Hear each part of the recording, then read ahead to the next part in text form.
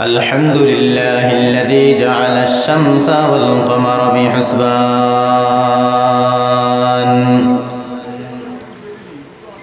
والنجم والشجر يسجدان وفضل زمعانا على زمان كما فضل مكانا على مكان وإنسانا على إنسان ونشهد أن لا إله إلا الله وحده لا شريك له لا زد له ولا ند له ولا مثل له ونشهد أن سيدنا وسندنا وحبيب ربنا وطبيب قلوبنا ومولانا محمدا عبده ورسوله صلى الله تعالى عليه وعلى آله وأصحابه وبارك وسلم تسليما كثيرا الذي أرسله الله تعالى بالحق بشيرا ونذيرا وداعيا إلى الله بإذنه وسراجا منيرا أما بعد فأعوذ بالله من الشيطان الرجيم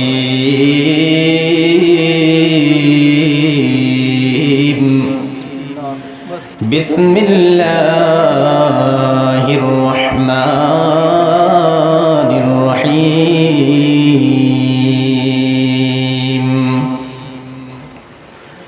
لقد كان لكم في رسول الله أسوة حسنة وقال رسول الله صلى الله تعالى عليه وسلم كل أمتي يدخلون الجنة أو كما قال النبي عليه الصلاة والسلام صدق الله المولانا العظيم وصدق رسوله النبي الأمي الكريم ونحن على ذلك من الشاهدين والذاكرين والشاكرين والحمد لله رب العالمين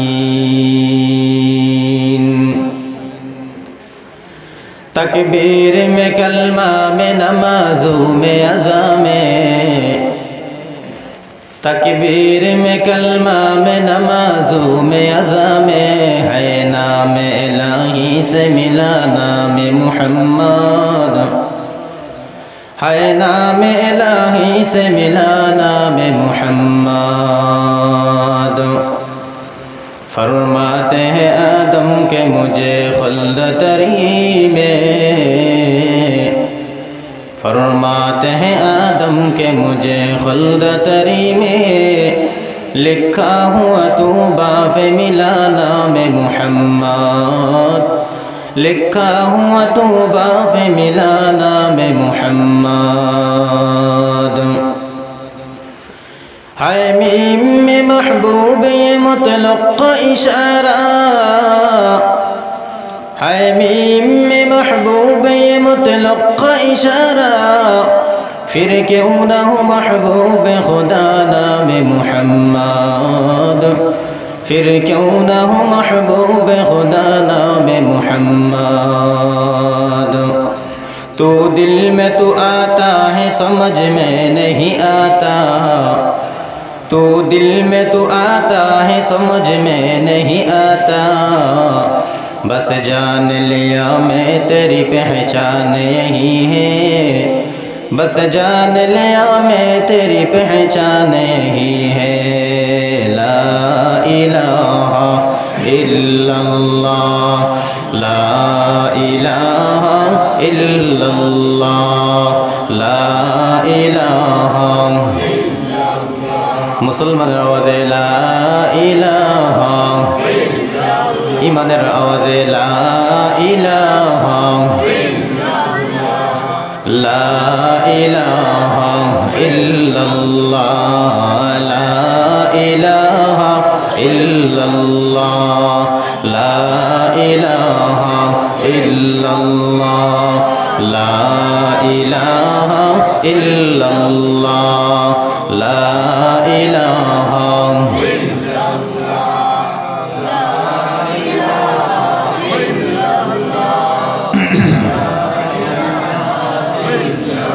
সেজদা করব না গায়রুল্লাহ, সেজদা করব ইল্লাল্লাহ।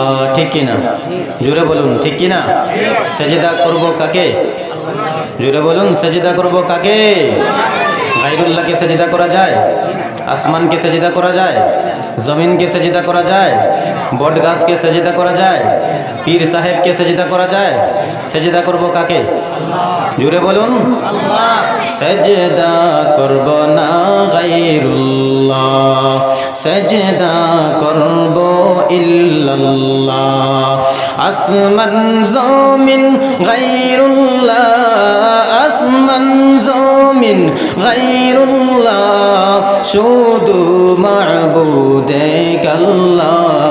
লা ইলাহা ইল্লাল্লাহ, লা ইলাহা ইল্লাল্লাহ, লা ইলাহা ইল্লাল্লাহ, লা ইলাহা ইল্লাল্লাহ, লা ইলাহা।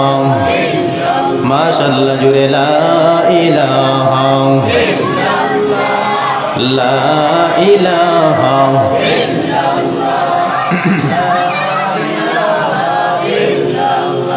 আমার আল্লাহ সারা মাবুদ নাই, নবীজি সারা উপায় নাই। আছে আছে আছে, আল্লাহ সারা কোনো মাবুদ আছে? জুড়ে বলেন না কেন? আস্তে বলেন কেন? আছে। আমার আল্লাহ সারা মাবুদ নাই, নবীজি সারা উপায় নাই। এসো হে মুমিন আল্লাহ পাকের জিকির করে করে যাই, বলো লা ইলাহা ইল্লাল্লাহ, লা ইলাহা ইল্লাল্লাহ, লা ইলাহা, লা ইলাহা ইল্লাল্লাহ, লা ইলাহা। আল্লাহ তোমার এই দরার মাঝে কত জানা অজানা সৃষ্টি আছে, আল্লাহ তোমার এই দরার মাঝে কত জানা অজানা সৃষ্টি আছে। কেউ নেই তোমার ওই নাম জপে না, কেউ নেই তোমার ওই নাম জপে না, কেউ নেই তোমার নামের তসবিহ পড়ে না। লা ইলাহা ইল্লাল্লাহ, লা ইলাহা ইল্লাল্লাহ, লা ইলাহা ইল্লাল্লাহ, লা ইলাহা ইল্লাল্লাহ, লা ইলাহা, লা ইলাহা ইল্লাল্লাহু মুহাম্মাদুর রাসূলুল্লাহ। সকলে বলুন সাল্লাল্লাহু আলাইহি ওয়াসাল্লাম। سبحانك لا علم لنا إلا ما علمتنا إنك أنت العليم الحكيم رب اشرح لي صدري ويسر لي أمري واحلل عقدة من لساني يفقه قولي الحمد لله মোহাম্মদপুর জামে মসজিদ কর্তৃক আয়োজিত আজকের এই পবিত্র ওয়াজ দোয়ার মাহফিলের সম্মানিত মুহতারাম সদর সভাপতি সাহেব, মুআজ্জাজ মুকাররম হযরত উলামায়ে কেরাম, সামনে উপস্থিত সমবেত আল্লাহ পাকের আশিকিন জাকিরিন শাকিরিন মুহিব্বিন মুরব্বিয়ান ইজাম, কলিজার টুকরা সমবয়সী যুবক ভাই, স্নেহের ছোট ভাই, মহব্বতের মুরব্বী বাবারা, পর্দার অন্তরালের অত্যন্ত শ্রদ্ধেয় আমার মা ও বোনেরা, সবাইকে আমার আন্তরিক অন্তরের অন্তঃস্থল থেকে আন্তরিক মুবারকবাদ জানিয়ে সালাম দিচ্ছি। আসসালামু আলাইকুম ওয়া রাহমাতুল্লাহি ওয়া বারাকাতুহু। সালামের জবাবে বোঝা গেল আপনারা আমার উপর অনেক রাগ করে আছেন নাকি? তাহলে সালামের জবাবটা এত আস্তে আস্তে কেন? মুসলমানের আওয়াজে জোরে আওয়াজ করে সালামের জবাবটা দিন।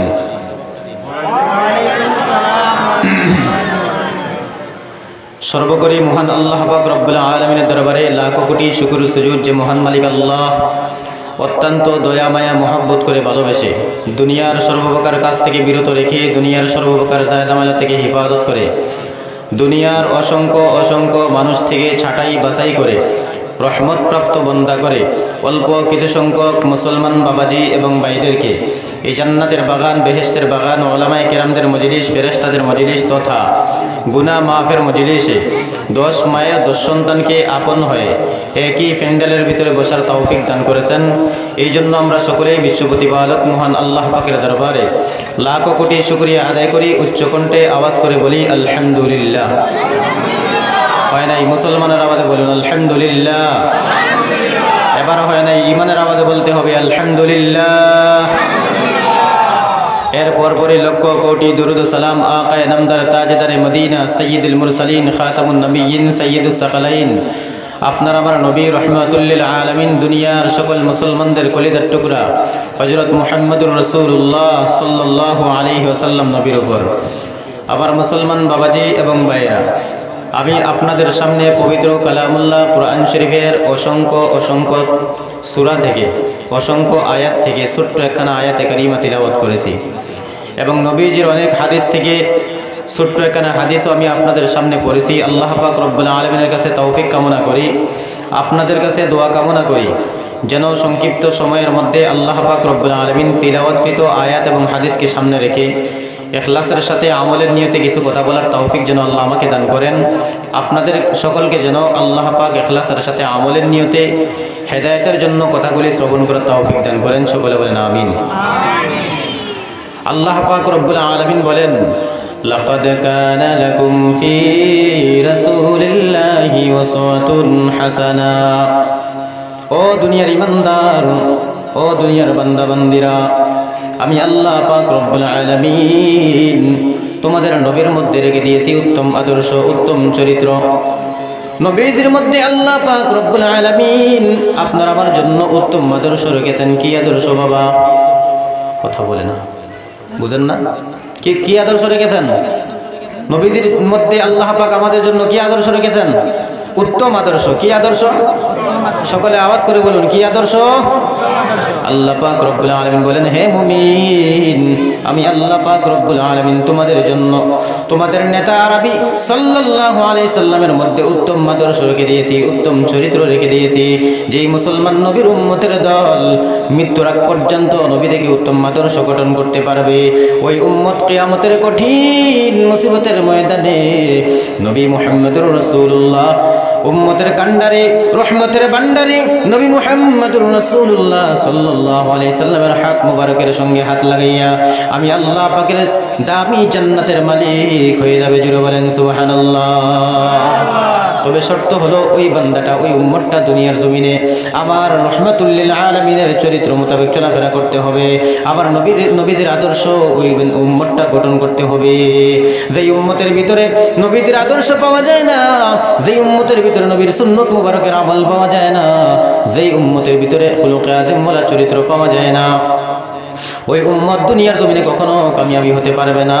আর কিয়ামতের কঠিন মুসিবতের ময়দানে ওই উম্মতের জন্য আপনার আমার নবী কোনোদিন শাফাআত করবেন না। জোরে বলেন নাউযুবিল্লাহ। তাহলে আমরা কি চাই? আপনার আমার নবী আপনার আমার হাত ধরে টেনে টেনে জান্নাতে নিয়ে যাক, এটা চাই? নাকি আপনার আমার নবী কিয়ামতের ময়দানে সমস্ত মানুষের সামনে আমাদেরকে ফিরিয়ে দেন? কোনটা চাই? আমরা চাই আপনার আমার নবী যেন আমাদের হাত ধরে ধরে টেনে টেনে জান্নাতে নিয়ে যায়, ঠিক কি না? ঠিক না? তাহলে যদি চাই যে আপনার আমার নবী কিয়ামতের মাঠে আপনাকে আমাকে ধরে ধরে টেনে টেনে আল্লাহর জান্নাতে নিয়ে যায়, তাহলে আজকে থেকে বেশি বেশি বিড়ি টানতে হবে। হ্যাঁ, আজকে থেকে বেশি বেশি শরাব পান করতে হবে, বেশি বেশি বেপরদায় চলাফেরা করতে হবে, মসজিদে আসা যাবে না, মসজিদে নামাজ আদায় করা যাবে না, জান্নাতি হওয়া যাবে?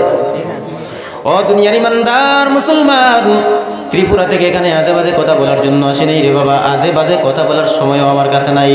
কি বলতেছি ভালো করে শুনে নাও, অন্তরটাকে, অন্তরের কানটা সোজা করে ভালো করে শুনো। ওয়াজ তো প্রতিদিন শুনেন, কিন্তু আমরা ওয়াজ করেনেওয়ালা দলের কোনো অভাব নাই, ওয়াজ শুননেওয়ালা দলের কোনো অভাব নাই, ওয়াজ মাননেওয়ালা দলের বড় অভাব। কথা বলেন ঠিক কিনা? ওয়াজ করেনেওয়ালা দলের কোনো অভাব নাই। দুনিয়ার জমিনে আপনি তাকায় দেখেন, ওয়াজ করেনেওয়ালার দলের কোনো অভাব নাই বাবা, আপনি পেয়ে যাবেন, মার্কেটে কোনো অভাব নাই, কিন্তু ওয়াজ শুননেওয়ালা দলের কোনো অভাব নাই। আসেনি? আজকে যদি একটা প্যান্ডেল বানান, প্যান্ডেল ভর্তি মানুষ হবে, অমুক জায়গা থেকে হুজুর এসেছে, ওয়াজ শুনতে হবে, শুনতে হবে, কিন্তু ওয়াজ শুনতে হবে কোনটা কথা ঠিক, ওয়াজ মানতে হবে এই কথাটা কিন্তু আমরা মানি না, ঠিক নেই? আজকে সারা রাত্র ওয়াজ শুনলাম, ফজরের নামাজ কাজা, তাহলে এই ওয়াজ শুনলে লাভ হইল? কথা বলে না কেন? আমার সঙ্গে একটু হা না বলতে হবে। রাজি আছেন তো ইনশাআল্লাহ? কথা বুঝতে অসুবিধা হয় আপনাদের? অল্প সময় আলোচনা করব, বেশি সময় না, অল্প সময় আলোচনা করব, তবে গুরুত্ব সহকারে শুনেন। আমার আল্লাহ পাক রব্বুল আলামিন বলেন, হে মুমিন, আমি আল্লাহ পাক রব্বুল আলামিন তোমাদের নেতা আরবি সাল্লাল্লাহু আলাইহি সাল্লামের মধ্যে তোমাদের জন্য উত্তম আদর্শ রেখে দিয়েছি। আল্লাহ পাক রব্বুল আলামিন বলেন, ও আমার দুনিয়ার বান্দা বান্দিরা, আমি আল্লাহ পাক রব্বুল আলামিন তোমাদেরকে এমন একজন নেতা দিলাম, এমন একজন নেতা তোমাদের মধ্যে আমি আল্লাহ পাক পাঠাইলাম, যিনি রাজনৈতিক লেভেলের কোনো নেতা নয়, যিনি বিজেপির কোনো নেতা নয়, যিনি কংগ্রেসের কোনো নেতা নয়, যিনি দুনিয়ার কোনো রাজনৈতিক লেভেলের কোনো নেতা নয়, ইনি হলেন বিশ্ব নেতা, বিশ্ব নবী মুহাম্মদুর রাসূলুল্লাহ। জোরে আওয়াজ করে বলেন সাল্লাল্লাহু আলাইহি ওয়াসাল্লাম। যেই নেতার আদর্শ হলো আল কোরআন, যেই নেতার চরিত্র হলো আল কোরআন। সাহাবায়ে কেরাম আম্মা জান আয়েশা সিদ্দিকা রাদিয়াল্লাহু তাআলা আনহাকে জিজ্ঞাসা করেন, ও আম্মা জান, আপনার আমার নবীর চরিত্রটা কেমন, একটু আমাদেরকে বয়ান করে শোনান। আপনার আমার নবীর স্ত্রী আম্মা জান আয়েশা সিদ্দিকা রাদিয়াল্লাহু তাআলা আনহা বলেন, ও সাহাবীর দল, তোমরা কি কখনো কোরআন তিলাওয়াত করো নাই? তোমরা কি কখনো কোরআন শরীফ দেখে দেখে তিলাওয়াত করো নাই? বলে, হ্যাঁ অবশ্যই কোরআন শরীফ তিলাওয়াত করি। তাহলে কোরআন শরীফ যদি তোমরা তিলাওয়াত করো, কোরআনের ভিতরে নবীদের চরিত্র তোমরা পেয়ে যাইবা। তার কারণ হলো নবীদের চরিত্র হলো আল কোরআন। জোরে বলেন সুবহানাল্লাহ। আপনার আমার চরিত্র দুইটা থাকে, তিনটা থাকে, ঠিক কিনা? ঘরের ভিতরে একরকম চরিত্র, বাহিরে হলো আরেক রকম চরিত্র, আছে না নাই? জোরে বলুন। ঘরের মধ্যে মানুষ একরকম ব্যবহার করে, বাহিরে গেলে আরেক রকম ব্যবহার করে, চরিত্র আলাদা আলাদা থাকে। কিন্তু আপনার আমার নবী রহমাতুল লিল আলামিন, উম্মতের কান্ডারি, রহমতের ভান্ডারি নবী মুহাম্মদুর রাসূলুল্লাহ সাল্লাল্লাহু আলাইহি ওয়াসাল্লাম, ওনার চরিত্র হলো আল কোরআন। ওনার চরিত্র ছিল একটা, আর এই চরিত্র দিয়া খুলুকে আজিম ওয়ালা চরিত্র, সবচেয়ে উত্তম চরিত্র। আমার আল্লাহ পাক রব্বুল আলামিন বলেন, চরিত্র হলো তিন প্রকার। কয় প্রকার? চরিত্র হলো তিন প্রকার, খুলুকে হাসান, খুলুকে কারীম, খুলুকে আজিম। আল্লাহ পাক রব্বুল আলামিন বলেন, আমি আমার হাবিবকে তিনটাই খুলুকে আজিম দান করেছি, তিনটা চরিত্র দান করেছি, আর সবচেয়ে চরিত্রের মধ্যে ভালো চরিত্র হলো খুলুকে আজিম। এটা এমন একটা চরিত্র বাবা, এই জন্য দেখেন না তায়েফের ময়দানে কাফের বেঈমানেরা নবীজিকে রক্তাক্ত করে দিয়েছে। হযরতে জিবরিল আমিন এসে বলতেছেন, ইয়া রাসূলুল্লাহ, ইয়া হাবিবাল্লাহ, নবী আপনি আমাকে একটু বলেন বলেন বলেন, আমি আমার ক্ষমতা দিয়া আল্লাহ পাক রব্বুল আলামিনের হুকুমে তায়েফবাসীকে আমি তছনছ করে ধ্বংস করে দেই। আপনার আমার নবী রহমাতুল লিল আলামিন বলেন, ও জিবরাইল, আজকে যদি তায়েফবাসীকে তুমি ধ্বংস করে দাও, বলো বলো বলো আগামীকালকে আমি কোন মানুষের কাছে পৌঁছাবো, কোন মানুষের কাছে দ্বীন ইসলামের দাওয়াত পৌঁছাবো, কোন মানুষের কাছে আমি বলবো লা ইলাহা ইল্লাল্লাহ মুহাম্মাদুর রাসূলুল্লাহ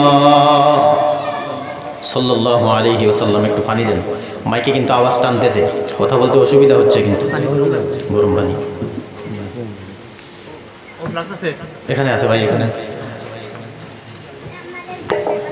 আমার মুসলমান বাবাজিরা ভাইয়েরা, মোহব্বত নিয়ে শুনেন, আল্লাহ পাক রব্বুল আলামিন আপনাকে আমাকে কেমন নেতা পাঠাইলেন। তায়েফের ময়দানে জিবরিল আমিন এসে বলতেছেন, ইয়া রাসূলুল্লাহ, ইয়া হাবিবাল্লাহ, ও নবী, আপনি আমাকে একটু আদেশ করেন। আপনার উপরে তায়েফবাসীরা জুলুম করেছে, অত্যাচার করেছে, নির্যাতন করেছে, আপনি আমাকে একটু হুকুম করেন। আপনার হুকুমটা যদি আমি পাই তাহলে আমি তায়েফবাসীকে দুনিয়ার জমিন থেকে ধ্বংস করে দিব। জোরে বলেন নাউযুবিল্লাহ। আপনার আমার নবী রাহমাতুল লিল আলামিন বলেন, ও জিবরাইল, একটু ভালো করে শুনিয়া নেও, আল্লাহ পাক রব্বুল আলামিন আমাকে খুলুক আযীম ওয়ালা নবী করে দুনিয়ায় পাঠাইলেন। আল্লাহ পাক রব্বুল আলামিন আমাকে দুনিয়ার জমিনে উত্তম আদর্শ দিয়ে দুনিয়ায় পাঠাইলেন। আল্লাহ পাক রব্বুল আলামিন আমাকে দুনিয়ার জমিনে শ্রেষ্ঠ নবী করে দুনিয়ায় পাঠাইলেন, রহমাতুল লিল আলামিন করে দুনিয়ার জমিনে পাঠাইলেন। আমি শুধু মানুষের জন্য রহমত না, আমি গাছের নবী, আমি মাছের নবী, আমি পশু পাখির সমস্ত কিছুর নবী। একটু জোরে আওয়াজ করে বলেন সুবহানাল্লাহ। আমি নবী সমস্ত কিছুর জন্য রহমত। আমার আল্লাহ পাক রব্বুল আলামিন আমাকে বেঈমানের জন্য রহমত করে বানাইছেন। ইমানদারদের জন্য যেমন রহমত করে পাঠাইছেন, বেঈমানদের জন্য আল্লাহ পাক আমাকে রহমাতুল লিল আলামিন করে পাঠাইছেন।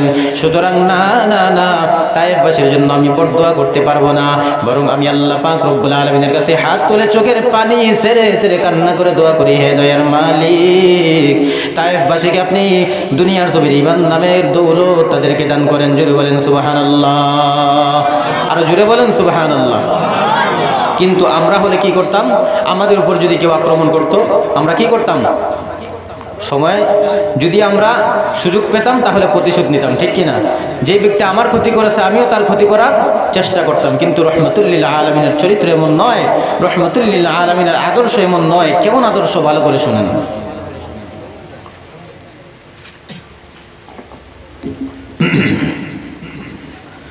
আবার মুসলমান বাবাজিরা ভাইয়েরা, মক্কা নগরের মধ্যে এমন একজন বুড়ি ছিল। কি ছিল? বুড়ি। মক্কা নগরের মধ্যে এমন একজন বুড়ি ছিল, যে বুড়ি আপনার আমার নবী রহমাতুল লিল আলামিন যে রাস্তা দিয়ে চলাফেরা করতেন, ওই রাস্তার মধ্যে ওই বুড়িটা কাটা বিছায় রাখতো। কি বিছায় রাখতো? জোরে বলেন, কি বিছায় রাখতো? আপনার আমার নবী রহমাতুল লিল আলামিন যখন রাস্তা দিয়ে চলতেন, তখন রাস্তার মধ্যে যে কাঁটাগুলি ছিল, ওই কাঁটাগুলি নবীজির পা মুবারকের মধ্যে ঢুকে যাইত। আর বুড়ি দূর থেকে, গাছের আড়াল থেকে এটা দেখে বুড়ি মজা পাইতো, আনন্দ পাইতো। বুড়ি খিলখিল করে হাসতে থাকতো। জোরে বলেন নাউযুবিল্লাহ। অনেক দিন পরে একদিন নবীজি রাস্তা দিয়ে হাঁটতেছেন, দেখেন রাস্তার মধ্যে আজকে কাটা নাই। প্রতিদিন যেই মানুষটা কাটা দিত, আজকে কেন আমার পথের মধ্যে, চলার পথের মধ্যে কেন কাটা নাই? প্রতিদিন যেই মানুষটা আমার পথের মধ্যে কাটা বিছাইতো, ওই মানুষটা আজকে কাটা দেয় নাই। কি হয়েছে? মনে হয় ওই মানুষটার কোনো অসুবিধা হয়েছে, কোনো সমস্যা হয়েছে। আল্লাহ পাকের নবী রাহমাতুল লিল আলামিন ওই বুড়ি মহিলার খবর নেওয়ার জন্য তার বাড়ির মধ্যে চলে গেলেন। জুড়ে বলেন সুবহানাল্লাহ। তার বাড়ির মধ্যে চলে গেলেন। তার বাড়িতে গিয়ে দেখেন ওই বুড়ি মহিলাটা অসুস্থ হয়ে বিছানার মধ্যে পড়ে রয়েছে। এবার ওই বুড়ি মহিলা আপনার আমার নবীকে দেখে ভয় পেয়ে গেছেন। আপনার আমার নবী বলেন, ও বুড়িমা, ভয় পাওয়ার কোনো কারণ নাই। আমি আমার প্রতিশোধ নেওয়ার জন্য আসি নাই, আমি এসেছি আপনার খেদমত করার জন্য। জোরে বলেন সুবহানাল্লাহ।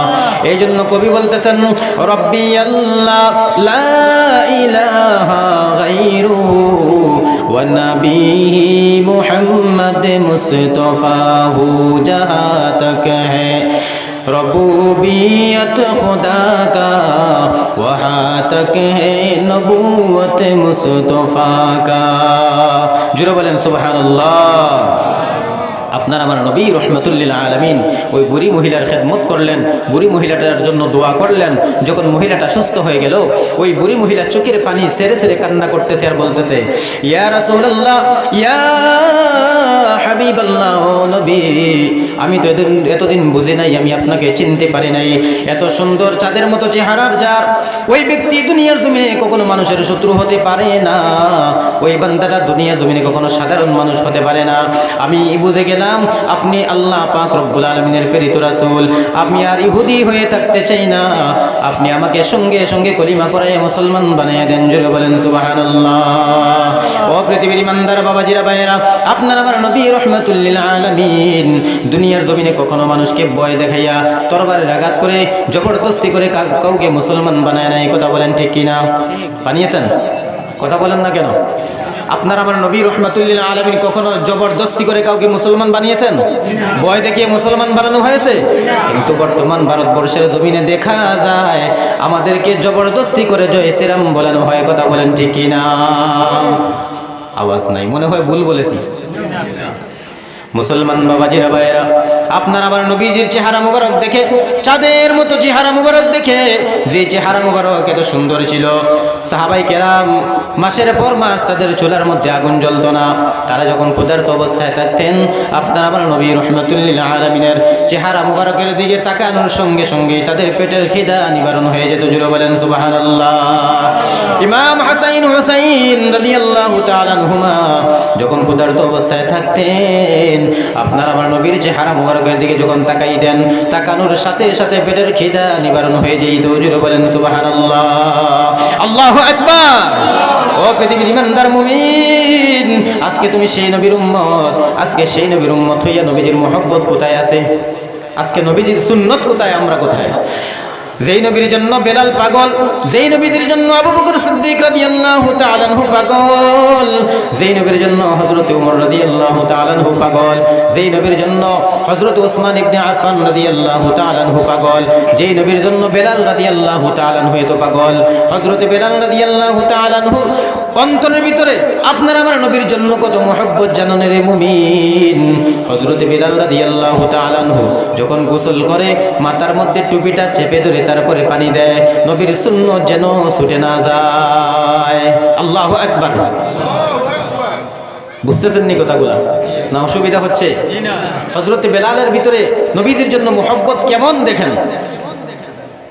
যখন গোসল করে মাথার মধ্যে টুপি চেপে ধরে তারপরে মাথার মধ্যে পানি দেয়, মানুষ জিজ্ঞাসা করে, ও বেলাল, তুমি মাথার মধ্যে চেপে ধরে তারপরে কেন পানি দাও? টুপিটা চেপে ধরে তারপরে কেন পানি দাও? টুপি খুলে কেন গোসল করো না? হযরত বেলাল রাদিয়াল্লাহু তাআলা আনহু বলেন, টুপি হলো আমার নবীর সুন্নত, সুতরাং আমি আমার নবীর সুন্নত বিনা আমি দুনিয়ার জমিনে এক সেকেন্ডও থাকতে পারবো না। জোরে বলেন সুবহানাল্লাহ। আমার নবীর সুন্নত যেন ছুটে না যায়, এই জন্য মাথার মধ্যে টুপিটা চেপে ধরে তারপরে গোসল করি। আজকে সেই মহব্বত আপনার আমার অন্তরে আছে? নবীজির জন্য তো মহব্বত আজকে আপনার আমার অন্তরের ভিতরে নাই। যদি নবীজির জন্য আপনার আমার ভিতরে অন্তরে যদি মহব্বত থাকতো, তাহলে দুনিয়ার জমিনে বেনামাজি হয়ে চলাফেরা করতে পারতাম না, তাহলে দুনিয়ার জমিনে নবীর সুন্নত মুবারক দাড়ির মধ্যে বিলেট করে গেছে লাগাইতে পারতাম না, তাহলে নবীর সুন্নতি টুপিটা মাথায় দিতে পারতাম। আর আপনার আমার অন্তরের ভিতরে নবীর জন্য মহব্বত নাই, এই জন্য নবীজির আল্লাহ পাক রব্বুল আলামিনের ঘর মসজিদের মধ্যে আজান শোনার পর আমরা মসজিদে এসে নামাজ আদায় করতে পারি না। কথা বলেন ঠিক কিনা? এই জন্য আল্লাহ পাক রব্বুল আলামিন বলেন, ও দুনিয়ার মুমিন, যেই সমস্ত বান্দা বান্দির ভিতরে আমার নবী রহমাতুল্লিল আলামিনের সুন্নত মুবারকের আমল পাওয়া যাবে, যেই সমস্ত উম্মতের ভিতরে আমার নবীর অনুকরণ পাওয়া যাবে, ওই সমস্ত উম্মতেরা কিয়ামতের কঠিন মুসিবতের ময়দানে নবীজির হাত মুবারকের সঙ্গে হাত লাগাইয়া আমি আল্লাহর দামি জান্নাতের মালিক হয়ে যাবে। জোরে বলেন সুবহানাল্লাহ। একটুখানি কলমার জিকির, লা ইলাহা ইল্লাল্লাহ, লা ইলাহা ইল্লাল্লাহ, লা ইলাহা ইল্লাল্লাহ, লা ইলাহা ইল্লাল্লাহ, লা ইলাহা ইল্লাল্লাহ, লা ইলাহা ইল্লাল্লাহ, লা ইলাহা ইল্লাল্লাহ, লা ইলাহা ইল্লাল্লাহ, মুহাম্মাদুর রাসূলুল্লাহ সাল্লাল্লাহু আলাইহি ওয়াসাল্লাম। আমার মুসলমান বাবাজিরা ভাইয়েরা, আজকে আপনি আর আমি নবীর জন্য পাগল হইতেই পারি নাই, কিন্তু নবীর জন্য একটা হরিণ পাগল, নবীর জন্য একটা গাছ পাগল, নবীর জন্য জঙ্গলার পশু পাখিরা পর্যন্ত পাগল। দুনিয়ার মুসলমান বাবাজিরা ভাইয়েরা, শুধুমাত্র পশু পাখি নয়, নবীজির মহব্বতে একটা মরা খেজুর গাছ নবীজির বিরহে কান্না করতেছে। আল্লাহু আকবার। আরো জোরে বলেন আল্লাহু আকবার। জেতা খেজুর গাছ না, মরা খেজুর গাছ। কি খেজুর গাছ? জেতা না মরা? জীবিত না মৃত? আহা, শুনেন, ভালো করে শুনেন। আপনার আমার অন্তরের নবীজির জন্য কেমন মহব্বত, ভালো করে দেখেন, একটু জাস্টিফাই করে দেখেন। আপনার আমার নবীকে আপনি আর আমি কেমন মহব্বত করি, আর আগের জমানার মাখলুকরা কেমন মহব্বত করত। আবার মুসলমান বাবাজিরা ভাইয়েরা, নবীজি মদিনা মুনাওয়ারার মধ্যে যখন খুতবা দিতেন তখন একটা খেজুর গাছের মধ্যে টেক লাগাইয়া খুতবা দিতেন, একটা খেজুর গাছকে মিম্বর বানাইয়া খুতবা দিতেন। যখন নবীজি কিছুদিন পরে মরা খেজুর গাছটাকে নবীজি মিম্বর ছেড়ে দিলেন, নতুন করে মিম্বর বানিয়ে আনলেন, নতুন করে মিম্বর বানিয়ে এনে মরা খেজুর গাছটাকে ছেড়ে দিলেন, আর মরা খেজুর গাছটাকে ধরে কিন্তু আর খুতবা দেন না। কিছুদিন পরে দেখা যায় ওই মরা খেজুর গাছটা নবীজির বিরহে মানুষের মতো কান্না করতেছে। জুড়ে বলেন সুবহানাল্লাহ। আপনার আমার নবী রহমাতুল লিল আলামিন বলেন, ও খেজুর গাছ, কি হয়েছে তোমার, কি আবদার আমাকে বলো, আমি আল্লাহ পাক রব্বুল আলামিনের কাছে ফরিয়াদ করে তোমার আবদারটা পূরণ করে দিব, কেন কান্না করতেছো? এবার খেজুর গাছটা বলে, ইয়া রাসূলুল্লাহ, ইয়া হাবিবাল্লাহ, আপনার বিরহে বেদনায় আমি কান্না করতেছি। জুড়ে বলেন সুবহানাল্লাহ। আমার বেদনায় কান্না করতেছো মানে? ইয়া রাসূলুল্লাহ, ইয়া হাবিবাল্লাহ, ও নবী গো, আপনি যখন আমি খেজুর গাছের মধ্যে টেক লাগাই যখন খুতবা দিতেন তখন আমি আনন্দিত হইতাম, আমি মজা পাইতাম, আমি আপনার সঙ্গী ছিলাম, আমি আপনার সঙ্গীর সাথে ছিলাম। আর যখন আপনি নতুন মিম্বর বানাইয়া আপনি যখন নিয়ে এসেছেন, আমাকে আপনি ছেড়ে দিলেন, আমার আর কোনো খোঁজখবর নেন না, আমি এই জন্য আপনার বিরহে কান্না করতেছি। এবার আপনার আমার নবী বলেন, ও মরা খেজুর গাছ, আমি আল্লাহ পাক রব্বুল আলামিনের দরবারে ফরিয়াদ করি, দোয়া করি, আমি আল্লাহ পাক রব্বুল আলামিনের কাছে দোয়া করতেছি তোমার জন্য, তুমি জীবিত হয়ে যাবে, তোমার মধ্যে ফসল ধরবে, বিভিন্ন জায়গা থেকে মানুষ আসবে, তোমার কাছ থেকে ফসল খাইবে, তোমার জন্য মানুষ দোয়া করবে। এবার খেজুর গাছ বলে, না না না ইয়া রাসূলুল্লাহ, না, আপনি এটা করবেন না, আপনি আমাকে মানুষের মতো জানাজা করাইয়া কাফন দাফনের ব্যবস্থা করে আমাকে মাটি দিয়ে দেন।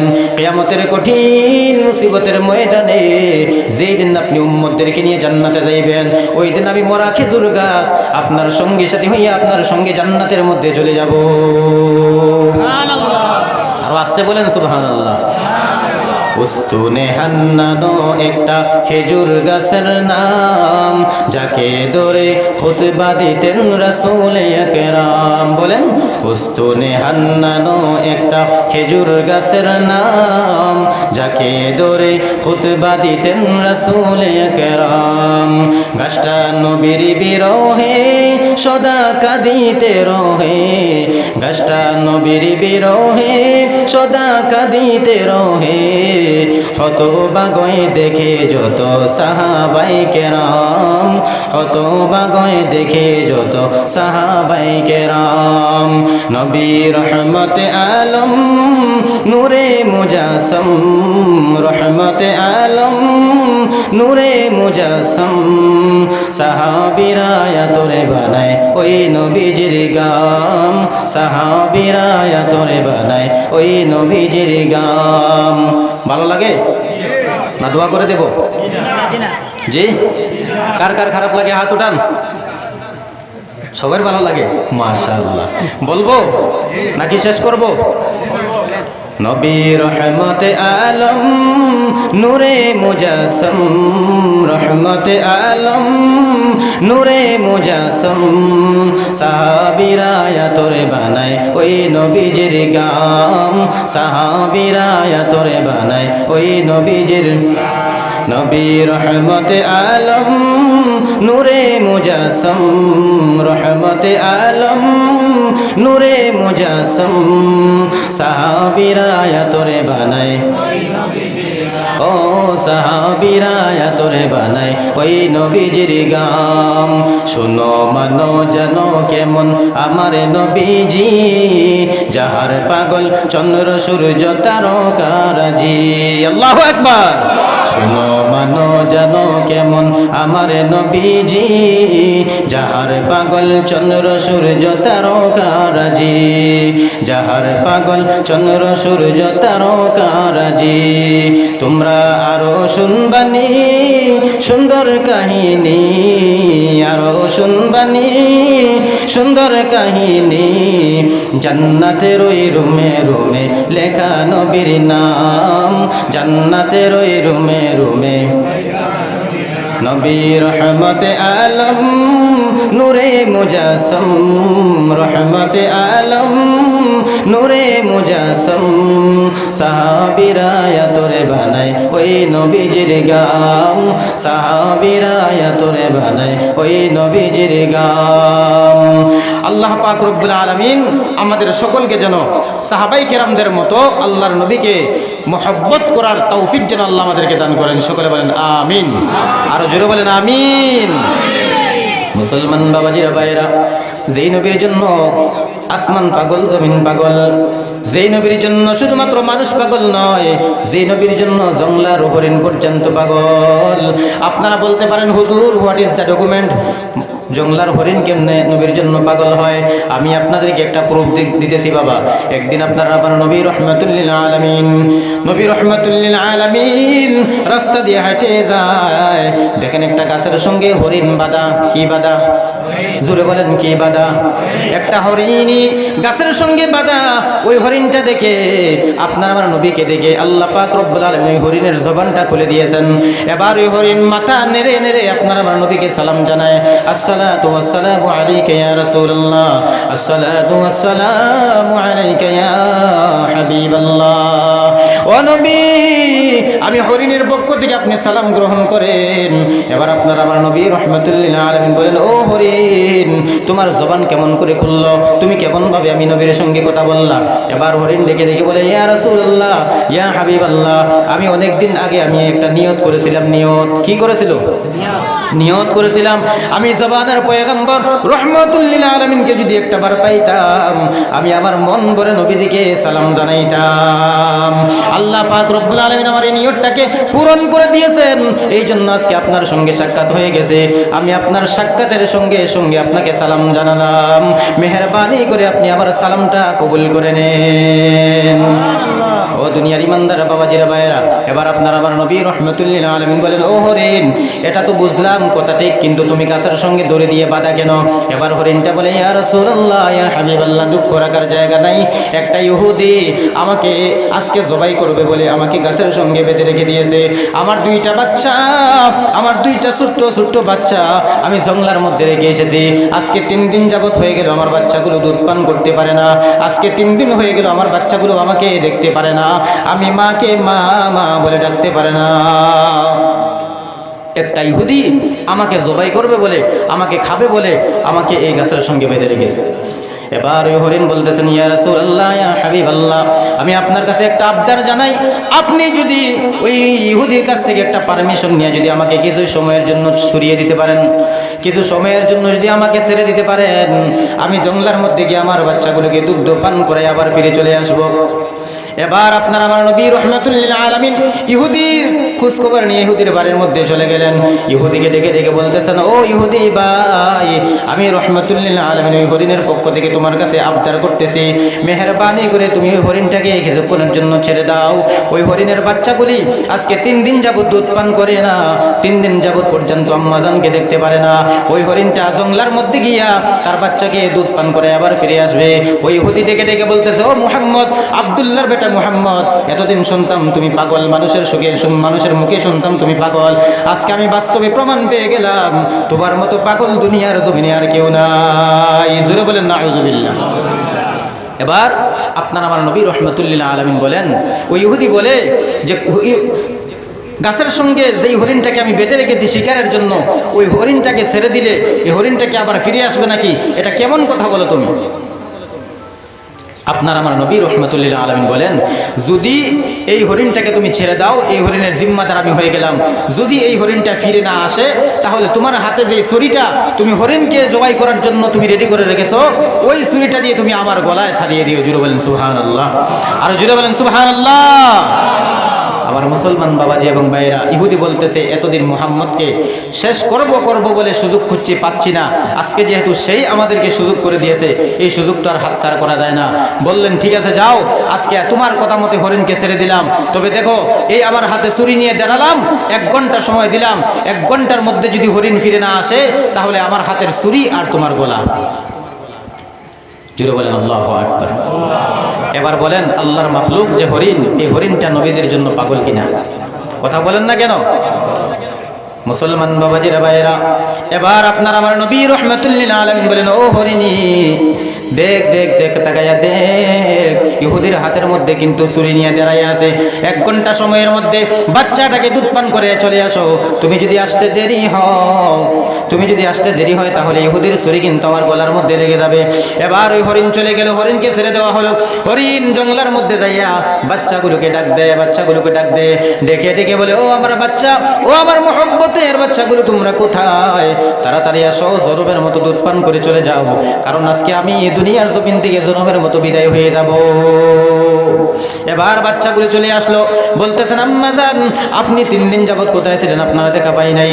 এবার সমস্ত ঘটনা বলার পরে এবার ওই বাচ্চাগুলি বলে, আম্মা জান, যে রহমাতুল লিল আলামিনের জন্য আল্লাহ পাক এত কিছু তৈরি করলেন, এত কিছু বানাইলেন, ওই নবীকে না দেখিয়া আপনার দুধ আমরা পান করব না। জোরে বলেন সুবহানাল্লাহ। ওই নবীকে দেখা না দেখলে আপনারা দুধ পান করব না। 3 দিন কেন লাগে, 3 মাস আমরা উপাস থাকবো, কিন্তু ওই রহমাতুল লিল আলামিনকে একটা নজর দেখতে চাই। জোরে বলেন আল্লাহু আকবার। ওই নবীকে দেখতে রাজি আছি তো ইনশাআল্লাহ? কারা কারা নবীকে দেখতে রাজি আছেন? হাত উঠাই। 2 হাত বলেন নারে তাকবীর। রাজি আছি তো ইনশাআল্লাহ? হাত নামান। নবীকে দেখতে গেলে রাত্রিবেলা হিন্দি গানের হেডফোন লাগাইয়া ঘুমাইবেন, নবীকে দেখবেন, স্বপ্নের যুগে নবীজির সঙ্গে মোলাকাত হয়ে যাবে। কি বলেন? হ্যাঁ, তাহলে 32টা বিড়ি টেনে ঘুমাবেন, হবে তো? নবীজির মোলাকাত পেতে হলে কি করতে হবে? গুনাহ মুক্ত জীবন করতে হবে। ও যুবক ভাই, মোবাইল ইন্টারনেটের মাধ্যমে সময় বরবাদ করা যাবে না। আজকে তুমি হিন্দি গানের হেডফোন লাগাই রাত্রেবেলা বিছানার মধ্যে ঘুমাও, আল্লাহ না করো এই সময় যদি আজরাইল চলে আসে, কি ফিরে দেখাবি? কেমন লাগবে তখন? ভালো লাগবে? আল্লাহ পাক রব্বুল আলামিন আমাদেরকে আমল করার তৌফিক দান করুক, বলেন আমিন। এবার ওই হরিণের বাচ্চাটা বলতেছে, আম্মা জান, 3 দিন উপাস থেকেছি, নবীর জন্য দরকার হলে আরো 3 মাস উপাস থাকবো, তবু নবীজিকে একটা নজর দেখতে হবে। জুড়ে বলেন সুবহানাল্লাহ। তখন বাচ্চা সহ হরিণ 1 ঘন্টা নয়, আরো আগেই নবীজির দেওয়া টাইমের আগেই হরিণটা এসে হাজির হয়ে গেছে। নবীজি যখন নবীজির সামনে হাজির হয়ে মাথা ঠেকে ঠেকে নবীজির কাছে মাফ চাইতেছে, ইয়া রাসূলুল্লাহ, ইয়া হাবিবাল্লাহ, নবী, আপনি যেই সময় দিয়েছিলেন ওই সময়ের ভিতরে আসতে পারলাম কিনা? আমার বাচ্চারা পর্যন্ত আপনাকে না দেখে পর্যন্ত দুধ পান করবে না বলে ওয়াদা করেছে। এই জন্য আমার বাচ্চাগুলো আপনাকে দেখার জন্য চলে এসেছে। এবার ওই ইহুদি দেখে দেখে বলতেছে, ও নবী, ও আব্দুল্লাহর বেটা মুহাম্মদ, এতদিন মানুষ তো আমাদেরকে মিথ্যা বলেছে, এখন দেখলাম একটা মাখলুক পর্যন্ত নবীর জন্য পাগল। যে জঙ্গলার হরিণটা নবীজিকে চিনতে পারলো, আমি মানুষ হইয়া কেন নবীজিকে চিনব না? আমি মানুষ হইয়া কেন নবীদের মহব্বত অন্তরের ভিতরে জায়গা দিব না? এই জন্য আমি আর কোনোদিন ইহুদি থাকলাম না, আমি সঙ্গে সঙ্গে কলিমা পড়ে মুসলমান হয়ে গেলাম। জুড়ে বলেন সুবহানাল্লাহ। ও দুনিয়ার ইমানদার, আজকে একটা জঙ্গলার হরিণ নবীদের জন্য পাগল, আর তুমি শ্রেষ্ঠ নবীর শ্রেষ্ঠ উম্মত হইয়া দুনিয়ার জমিনের মধ্যে ঘুমাইতে সময় কানের মধ্যে হেডফোন লাগাইয়া গান শুনতে শুনতে ঘুমাও, মরণের কোনো চিন্তা করো না। কথা বলো ঠিক কিনা? মরণের কোনো চিন্তা করো না। আবার মুসলমান বাবাজিরা ভাইয়েরা, আল্লাহ পাক রব্বুল আলামিন বলেন, তোমাদের মধ্যে আমি এমন একটা আলো দুনিয়ার জমিনের মধ্যে পাঠাইলাম, যে আলো থেকে যেই উম্মতের দল দুনিয়ার জমিনে মরার আগ পর্যন্ত আলো নিতে পারবে, ওই উম্মতের দলেরা দুনিয়ার জমিনে কখনো পথ হারা হবে না, কখনো দিশা হারা হবে না। আপনার আমার নবী রহমাতুল লিল আলামিন বলেন, ও সাহাবায়ে কেরাম, ভালো করে শুনিয়া নাও, নবীজি বিদায় হজের দিন ভাষণ দেওয়ার সময় সমস্ত উম্মতদেরকে লক্ষ্য করে বলতেছেন, ও আমার উম্মতের দল, দুনিয়ার জমিনে আল্লাহ পাক যত নবী পাঠাইছিলেন, সমস্ত নবীরা দুনিয়ার জমিন থেকে বিদায় হওয়ার পর তাদের উম্মতেরা কিন্তু পথ হারা, দিশা হারা হয়ে গেছে, কিন্তু আমি নবী রহমাতুল লিল আলামিন দুনিয়ার জমিন থেকে বিদায় হওয়ার পর আমার কোনো উম্মতেরা পথ হারা হবে না। জোরে বলেন সুবহানাল্লাহ।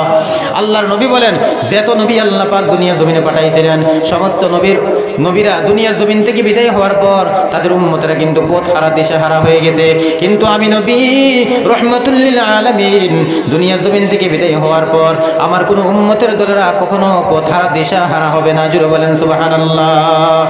আওয়াজ করে বলেন সুবহানাল্লাহ। সাহাবায়ে কেরাম প্রশ্ন করলেন, ইয়া রাসূলুল্লাহ, ইয়া হাবিবাল্লাহ, ও নবী, যত নবী দুনিয়ার জমিনের মধ্যে এসেছিলেন, সমস্ত নবীরা দুনিয়ার জমিন থেকে বিদায় হওয়ার পর তাদের উম্মতরা পথ হারা, দিশা হারা হয়ে গেছে, কিন্তু আপনি নবী রহমাতুল লিল আলামিন দুনিয়ার জমিন থেকে বিদায় হওয়ার পর আপনার উম্মতরা কেন দিশা হারা হবে না, কেন পথ হারা হবে না, আমরা জানতে চাই। আপনার আমার নবী রহমাতুল লিল আলামিন বলেন, ও আমার সাহাবায়ে কেরাম, আমার যে সমস্ত উম্মতরা 2টা জিনিস ভালো করে আঁকড়ায় ধরবে। কয়টা জিনিস? জুড়ে বলেন কয়টা জিনিস? আপনার আমার নবী রাহমাতুল লিল আলামিন বলেন, ও আমার সাহাবায়ে কেরাম, দুনিয়ার জমিনে যেই সমস্ত উম্মতের দল ভালো করে দুইটা জিনিস আঁকড়ে ধরবে, ভালো করে দুইটা জিনিসের উপর আমল করবে, আমার ওই উম্মতের দল দুনিয়ার জমিনে কখনো দিশাহারা পথ হারা হবে না। জুড়ে বলেন সুবহানাল্লাহ। ওই দুইটা জিনিস কি? আপনার আমার নবী বলেন, তারাকতু ফীকুম আমরাইন লান তাদিল্লু মা তামাসসাকতুম বিহিমা কিতাবাল্লাহি ওয়া সুন্নাত রাসূলি। এক নম্বরে হলো কিতাব, দুই নম্বরে হলো নবীর সুন্নাত। এক নম্বরে কি? কথা বলেন না। কোন কিতাব? বাংলা কিতাব, বাংলা বই নাকি? হ্যাঁ, আমার মুসলমান বাবাজিরা ভাইয়েরা, এটা এমন একটা কিতাব যেই কিতাবের মতো আরেকটা কিতাব দুনিয়ার জমিনে আসেনি। জুড়ে বলেন আসেনি। পবিত্র কোরআন, কোরআনে মাজিদের মতো আরেকটা কোরআন দুনিয়ার জমিনে আসেনি। বলেন না কেন? সবাই বলেন। মুসলমান বাবাজিরা ভাইয়েরা, এটা এমন একটা কিতাব যে কিতাবের একটা অক্ষর পড়লে 10টা নেকি পাওয়া যায়। জুড়ে বলেন সুবহানাল্লাহ। এই কালামে জিন্দা কুরআনে হাকিম হিকমতে উলা ইয়াজালাস্তু কাদিম জামিউল ইলম ফিল কুরআনে হাকিম তাকাসারাত আনহু আফহামুর রিজালি। ও দুনিয়ার ইমানদার বাবাজিরা ভাইয়েরা, পবিত্র কালামে মাজিদের একটা অক্ষর যদি কোনো মানুষ সহিশুদ্ধ করে পড়ে, আল্লাহ পাক রব্বুল আলামিন বলেন, হাবিব আপনার উম্মতদেরকে একটু ভালো করে জানিয়ে দেন, ওই উম্মতের আমলনামার মধ্যে একটা অক্ষর পড়ার সাথে সাথে 10টা নেকি জমা হয়ে যায়। জোরে বলেন সুবহানাল্লাহ। তারপর আমরা অনেকে আছে, অনেক মুসলমান আছে কোরআন শরীফ পড়তেই জানে না। নাই? কথা বলেন না কেন? আচ্ছা বলেন তো, আমার কথা বুঝতে আপনাদের অসুবিধা হয়? তাহলে কথা বলেন না কেন? আমার সঙ্গে কিন্তু কথা বলতে হবে। হানা বললে কিন্তু আমি কথা বলতে পারি না। আমার সঙ্গে কথা বলবেন, তাহলে ইনশাল্লাহ কথা বলতে পারবো। আপনারা আমাকে সহযোগিতা যদি না করেন, তাহলে কথা বলবো কেমন করে? মুসলমান বাবাজিরা ভাইয়েরা, এটা এমন একটা কিতাব যে কিতাবের মধ্যে যারা পরিমাণ কোনো ভুল নাই। কথা বলেন আসেনি? কোরআন শরীফের মধ্যে কোনো ভুল আসেনি? জুড়ে বলেন আসেনি?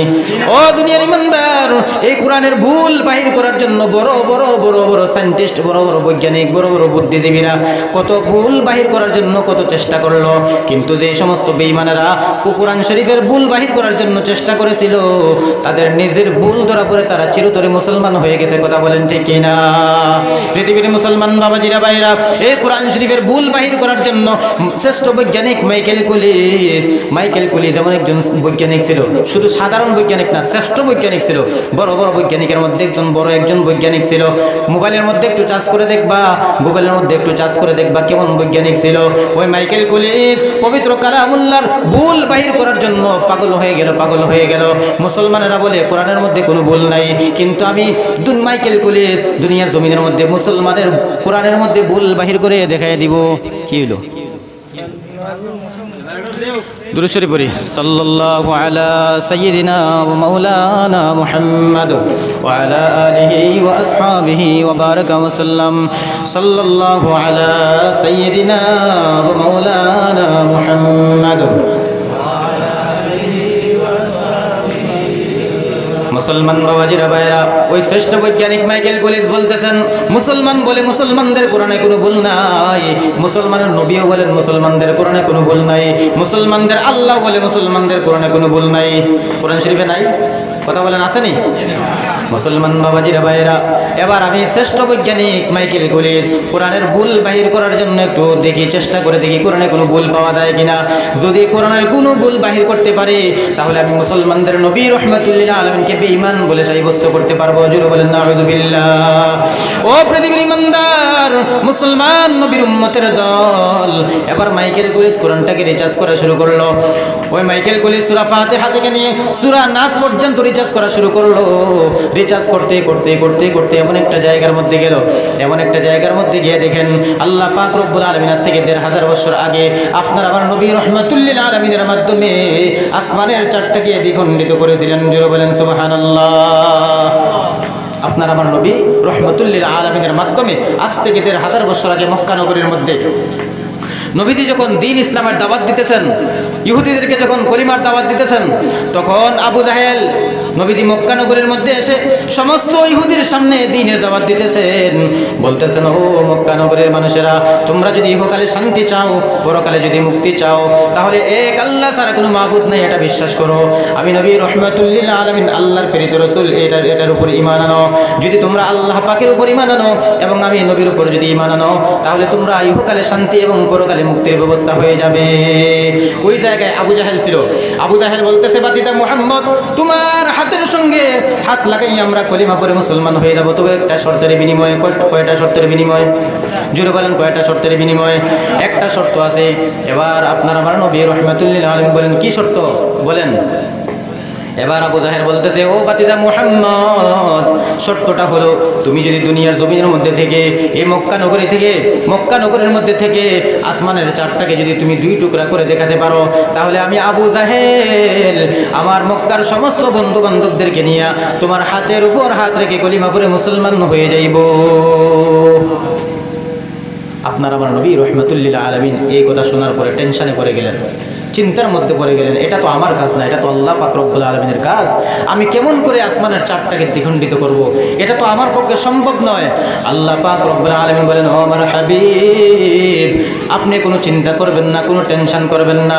আমি আল্লাহ পাক রব্বুল আলামিন আবু জাহেলের কপালে কোনো হেদায়েত রাখি নাই, তারপরও সে যখন শর্ত দিয়েছে, আমি আল্লাহ পাক আপনার এই শর্তটাকে আসান করে দিলাম। জোরে বলেন সুবহানাল্লাহ।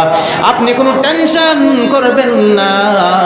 আপনি একটা উঁচু জায়গার মধ্যে দাঁড়ান, উঁচু জায়গার মধ্যে দাঁড়াইয়া আপনার শাহাদাত আঙ্গুলটা আসমানের চাঁদের দিকে একটু নিক্ষেপ করে বিসমিল্লাহির রহমানির রহিম, এই বিসমিল্লাহ বলে আপনি একটু টেনে দেন, আমি আল্লাহর কুদরতিতে আসমানের চাঁদটা দুই টুকরা হয়ে যাবে। আপনার আমার নবী আল্লাহর কথা মতো একটা উঁচু জায়গার মধ্যে দাঁড়িয়ে আসমানের চাঁদের দিকে এভাবে শাহাদাত আঙ্গুলটা নিক্ষেপ করে বিসমিল্লাহ করে টেনে দিলেন, সঙ্গে সঙ্গে আল্লাহর কুদরতিতে আসমানের চারটা দিক দুই টুকরা হয়ে গেছে। জোরে বলেন সুবহানাল্লাহ। এবার আপনার আমার নবী রাহমাতুল লিল আলামিন বলেন, ও আমার চাচা, আমি তো আপনার দেওয়া শর্ত আমি পূরণ করেছি, এবার আপনার শর্ত আপনি পূরণ করেন। এবার ওই আবু জাহেল বলতেছে, ও আমার বাতিজা মুহাম্মদ, এতদিন মানুষের মুখে শুনতাম তুমি জাদুঘর, আজকে আমি নিজের চোখে দেখলাম তোমার মতো জাদুঘর, তোমার মতো বড় জাদুঘর দুনিয়ার জমিনে আর কেউ নাই। জোরে বলেন নাউযুবিল্লাহ। আমার আল্লাহ পাক রব্বুল আলামিন বলেন, হাবিব, আপনি মনটা খারাপ করবেন না, কারণ আমি আল্লাহ পাক আবু জাহেল অন্তরের মধ্যে, আবু জাহেলের কপালের মধ্যে হেদায়েত রাখি নাই। সে মৃত্যুর আগ পর্যন্ত কলিমা পড়ে মুসলমান হবে না। আপনার মনটা বেজার করবেন না, আপনি মনের মধ্যে কোনো কষ্ট পাবেন না। ও দুনিয়ার ইমানদার, এমন একটা ঘটনা যখন মাইকেল পুলিশ কোরআন শরীফের মধ্যে পাইলো, এবার মাইকেল পুলিশ মনে মনে ভাবলো, এবার তো আরেকটা মিথ্যা কথা কোরআন শরীফের মধ্যে পেয়ে গেলাম, কারণ মানুষের পক্ষে সম্ভব নয় দুনিয়ার জমিনে থেকে আসমানের চাঁদটাকে দুই টুকরা করা। তবে এটা জাস্টিফাই করার জন্য যাচাই বাছাই করতে হবে, এভাবে আমি মানুষের সামনে প্রকাশ করলে হবে না, আমি দেখবো আসলে এটা কি সত্য না মিথ্যা। এই সত্য মিথ্যা যাচাই বাছাই করার জন্য মাইকেল পুলিশ চাঁদের মধ্যে চলে গেল। জুড়ে বলেন সুবহানাল্লাহ। মুসলমান বাবাজির ভাইরা, অনেক লম্বা ঘটনা সংক্ষেপে বলতেছি। মাইকেল পুলিশ যখন চাঁদের মধ্যে গেল, চাঁদের মধ্যে বেঈমান হয়ে চাঁদের মধ্যে গেল, চাঁদের মধ্যে যাওয়ার পরে দেখতেছে পবিত্র কোরআন শরীফের মধ্যে আজ থেকে 1500 বছর আগে আল্লাহ পাক রব্বুল আলামিন যেমন ভাবে ঘটনাটা সাজায়া রেখেছেন, পবিত্র কোরআনে যেমন ভাবে উল্লেখ আছে, তেমন ভাবে ওই চারটা দুই টুকরা হয়ে গেছে। আবার যে জোড়া লাগছে তার একটা প্রমাণ পাওয়া যায়। জোরে বলেন সুবহানাল্লাহ। মাইকেল পুলিশ ওইখানের মধ্যে থেকে আল্লাহ পাক রব্বুল আলামিনের উপর ঈমান আনলো, বলল লা ইলাহা ইল্লাল্লাহু মুহাম্মাদুর রাসূলুল্লাহ। সকলে পড়েন সাল্লাল্লাহু আলাইহি ওয়াসাল্লাম। যখনই মুহাম্মদ শুনবেন তখন কি পড়বেন? সাল্লাল্লাহু আলাইহি ওয়াসাল্লাম। আবার মুসলমান বাবাজিরা ভাইয়েরা, মাইকেল পুলিশ বলতেছে, আমি বেঈমান হয়ে চাঁদের দেশের মধ্যে আসলাম, আর চাঁদ থেকে ঈমান নিয়ে দুনিয়ার জমিনের মধ্যে ফিরে গেলাম। তবে এটা এমন ভাবে বললে হবে না, আমি বিরাট বড় একটা সেমিনার ডাকবো, বিরাট বড় একটা প্রোগ্রাম করব, বড় বড় মান্যগণ্য ব্যক্তিদেরকে নিয়ে আমি বসবো, তাদের সামনে আমি কোরআনের এই যে প্রমাণ আমি পাইলাম তাদের সামনে আমি প্রকাশ করব, আর তাদের সামনেই আমি কলিমা করে মুসলমান আবার হয়ে যাব। জোরে বলেন সুবহানাল্লাহ। এই মাইকেল পুলিশ কোরআনের ভুল বাহির করার জন্য গেছে, নিজের ভুল ধরা পড়ে গেছে। কথা বলেন ঠিক কিনা? শুধুমাত্র মাইকেল পুলিশ নয়, আমাদের ভারতের কীর্তি সন্তান ডক্টর শিবশক্তি সুরজিৎ 18টা দেশের 18টা ধর্মের জ্ঞান যার ভিতরে ছিল। কয়টা ধর্মের জ্ঞান? জোরে বলুন। মুসলমান বাবাজিরা ভাইয়েরা, আমরা তো কোরআন শরীফ পড়ি, কোরআন শরীফের মধ্যে ভুল থাকে। অনেকে যদি বলে হুজুর এই আয়াতের অর্থ ব্যাখ্যা বিশ্লেষণ কি হতে পারে, আমরা বলতে পারি না। ওই ডক্টর শিবশক্তি সুরজিৎ বলে, ও ভারতবর্ষের মানুষেরা, আমি কিন্তু হিন্দুর ঘরের সন্তান, তারপরও পবিত্র কালামুল্লাহর সূরা আল-হামদ থেকে নিয়ে সূরা নাস পর্যন্ত সমস্ত ব্যাখ্যা বিশ্লেষণ আমি পড়তে পারি। জুড়ে বলেন সুবহানাল্লাহ, আর জুড়ে বলেন সুবহানাল্লাহ। আজকে আমরা মুসলমানের ঘরে সন্তান হইয়া সেই কোরআন শরীফ পড়তে জানি না। এর চাইতে বড় আফসোস আর কি হতে পারে? নিজেকে নিজে অনেক বড় ভাবো, নিজেকে নিজে অনেক টাকাওয়ালা ভাবো, নিজেকে নিজে অনেক ক্ষমতাওয়ালা ভাবো। ক্ষমতাওয়ালা ওই দিন ভাববেন যেই দিন কবরে গিয়ে আপনি 3টা প্রশ্নের জবাব দিয়ে ছুটতে পারবেন। আপনাকে আপনি বড় ওই দিন বানাবেন যেই দিন কিয়ামতের কঠিন মুসিবতের ময়দানে লক্ষ লক্ষ কোটি কোটি মানুষের সামনে আল্লাহর আদালতে দাঁড়িয়ে 5টা প্রশ্নের জবাব দিতে পারবেন। ওই দিন নিজেকে নিজে বড় ভাববেন। এর আগে আপনি আর আমি বড় নয়, কথা বলেন ঠিক কিনা? নিজেকে নিজে বড় ভাবলে বড় হয় না, আল্লাহ যাকে বড় বানায় বড় বলে সেই বড় হয়। জোরে বলুন ঠিক কিনা? মুসলমান বাবাজিরা ভাইরা, ও মুসলমান ইমানদার, ওই ডক্টর শিবশক্তি সুরজিৎ একদিন মাথার মধ্যে আসলো, দেখি মুসলমানদের কোরআনের মধ্যে কোনো ভুল পাওয়া যায় কিনা। ওই ডক্টর শিবশক্তি সুরজিৎ কোরআনটাকে রিচার্জ করা শুরু করে দিল। রিচার্জ করতে করতে তার জিন্দেগির সব ভুল ধরা পড়ে গেল। ওই ব্যক্তি উত্তরপ্রদেশের দুবাসের একটা মন্দির, ওই মন্দিরের মধ্যে দীর্ঘদিন পূজা করার পরে কোরআন শরীফ দিয়ে আল্লাহর হেদায়েতের নূর তার অন্তরের ভিতরে যখন চলে আসলো, ওই বান্দাটা সমস্ত কিছু ছেড়ে কলিমা পড়ে মুসলমান হয়ে গেছে। জুড়ে বলেন সুবহানাল্লাহ।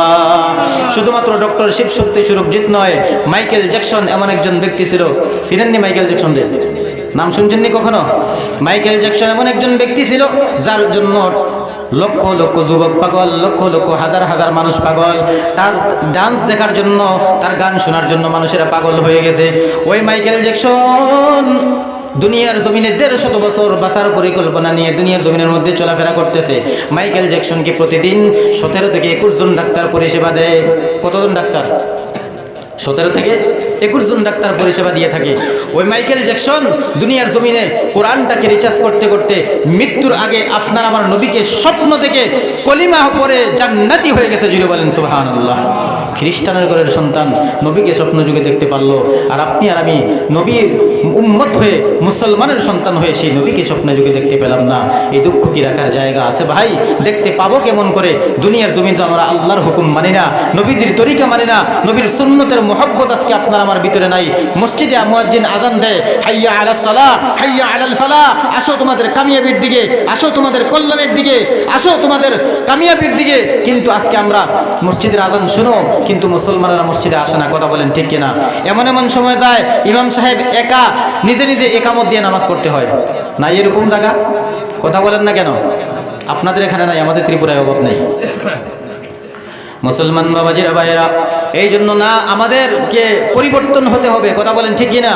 আমরা বর্তমানে যেই গতিতে চলতেছি, এই গতিতে চললে আল্লাহর সাহায্য আসা কখনো সম্ভব নয়।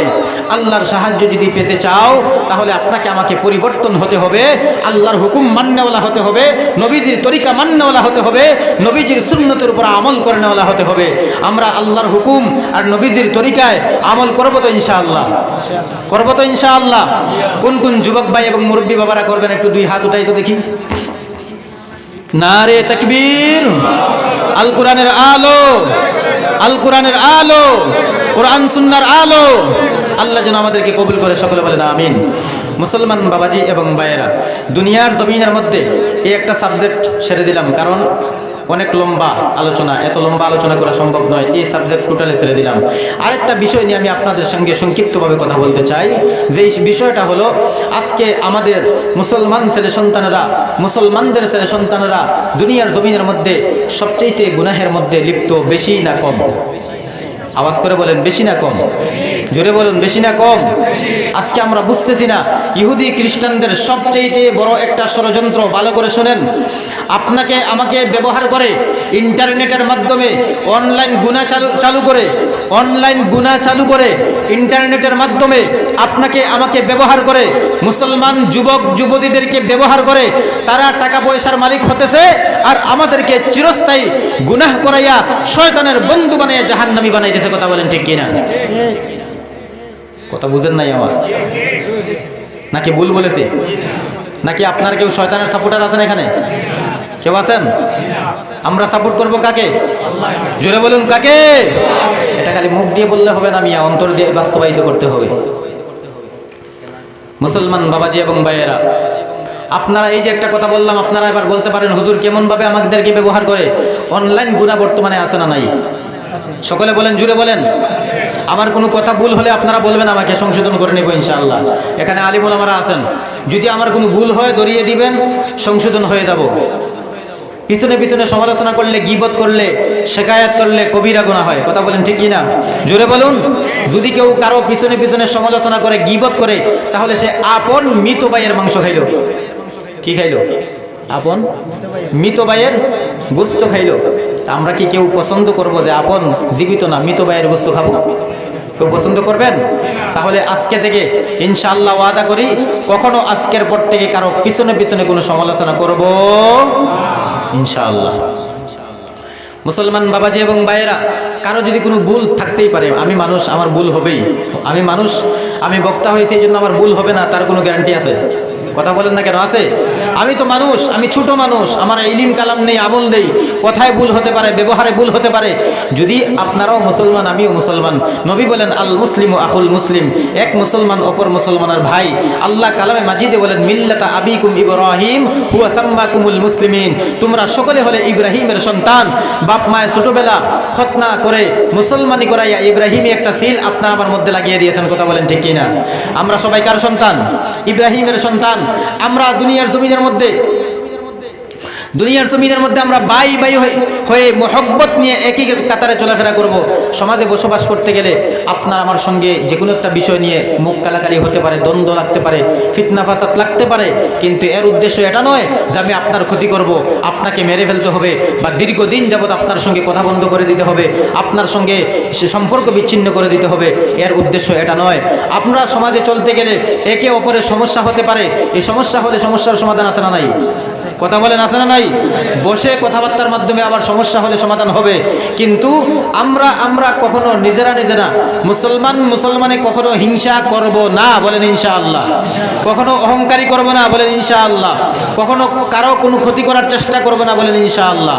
সকলে ভাই ভাই হয়ে একই কাতারে মহব্বত নিয়ে চলাফেরা করার চেষ্টা করব, বলেন ইনশাআল্লাহ। তো মুসলমান বাবাজি এবং ভাইয়েরা, ভুল হলে ধরিয়ে দিবেন। তো কিভাবে আমাদেরকে ব্যবহার করা হচ্ছে? অনলাইন গুনাহ বর্তমানে আছে না নাই? পর্নোগ্রাফি আসেনি মোবাইলের মধ্যে? যুবক ভাইয়েরা আসেনি?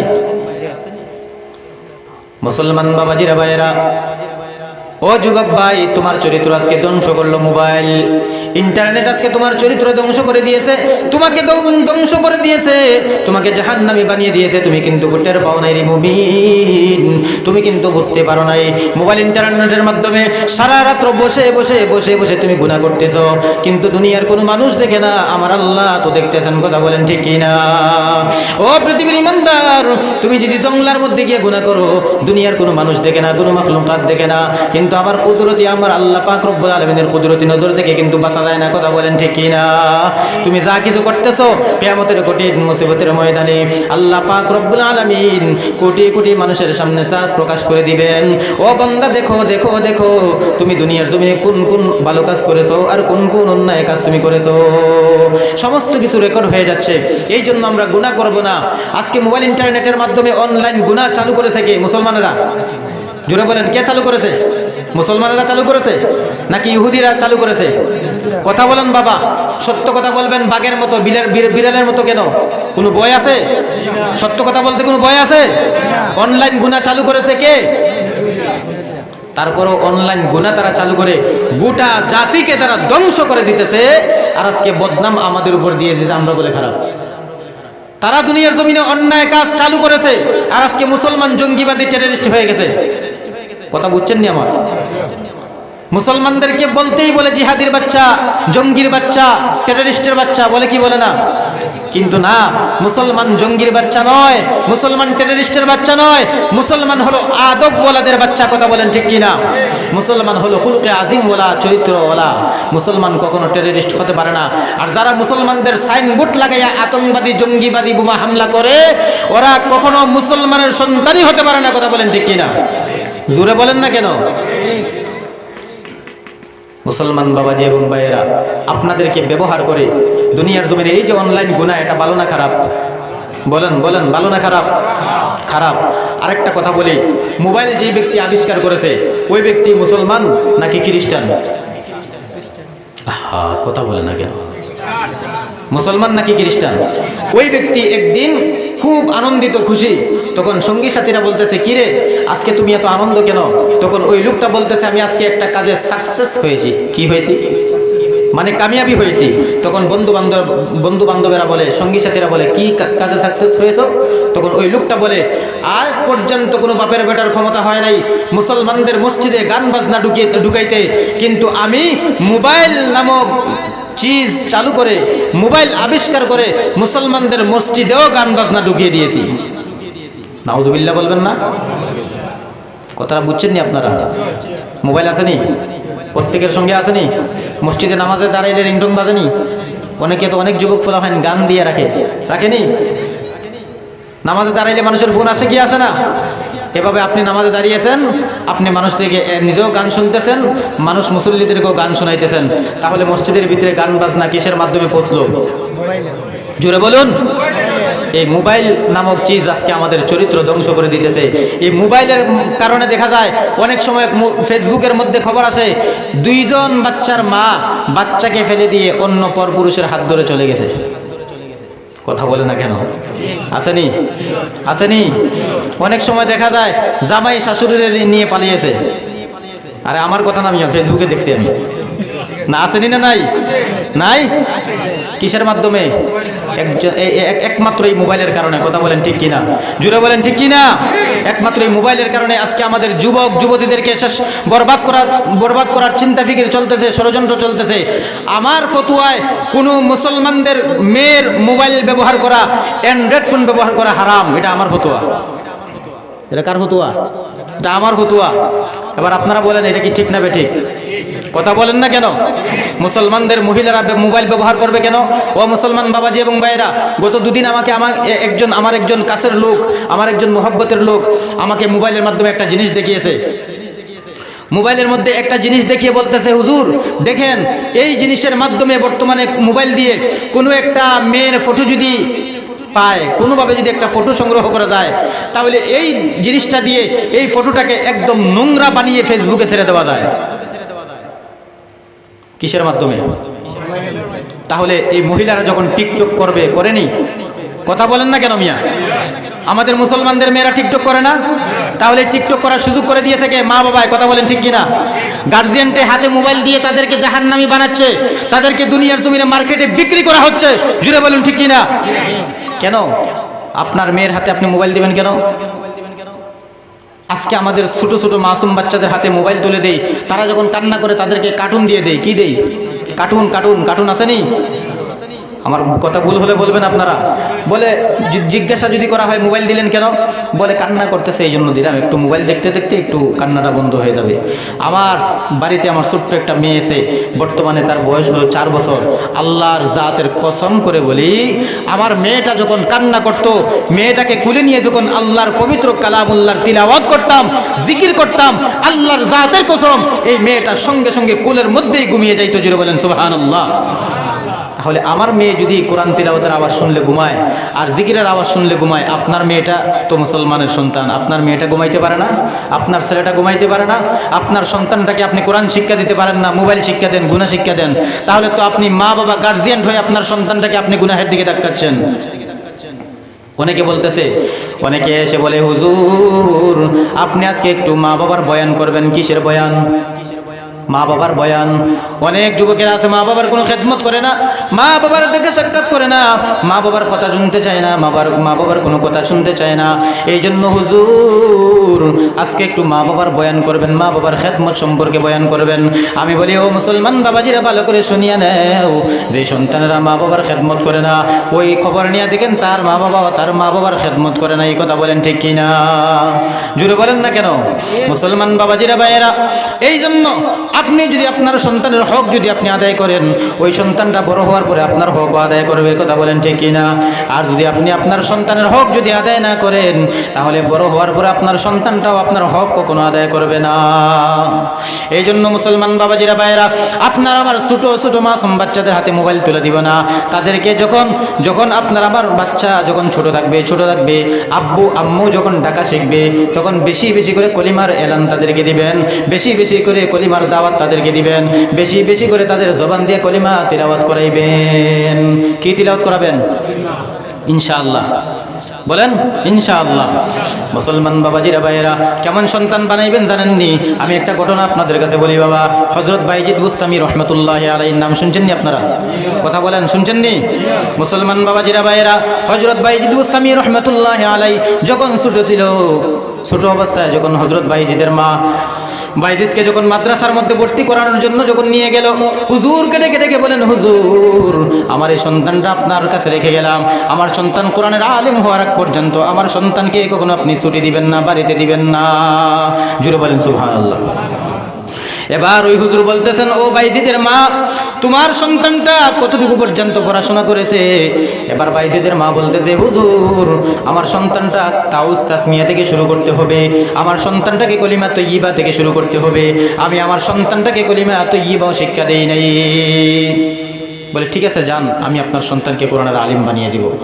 এই কথা বলে যখন বাইজিদের মা চলে গেলেন বাড়িতে, এবার হুজুর বাইজিদকে সামনে নিয়ে বলতেছেন, বাইজিদ পড়ো, আউযু বিল্লাহি মিনাশ শাইতানির রাজীম, বিসমিল্লাহির রহমানির রহিম, আলহামদুলিল্লাহি রাব্বিল আলামিন, আর রহমানির রহিম, মালিকি ইয়াউমিদ্দিন, ইয়াকা না'বুদু ওয়া ইয়াকা নাস্তাঈন, ইহদিনাস সিরাত المستقيم صراط الذين أنعمت عليهم غير المغضوب عليهم ولا الضالين।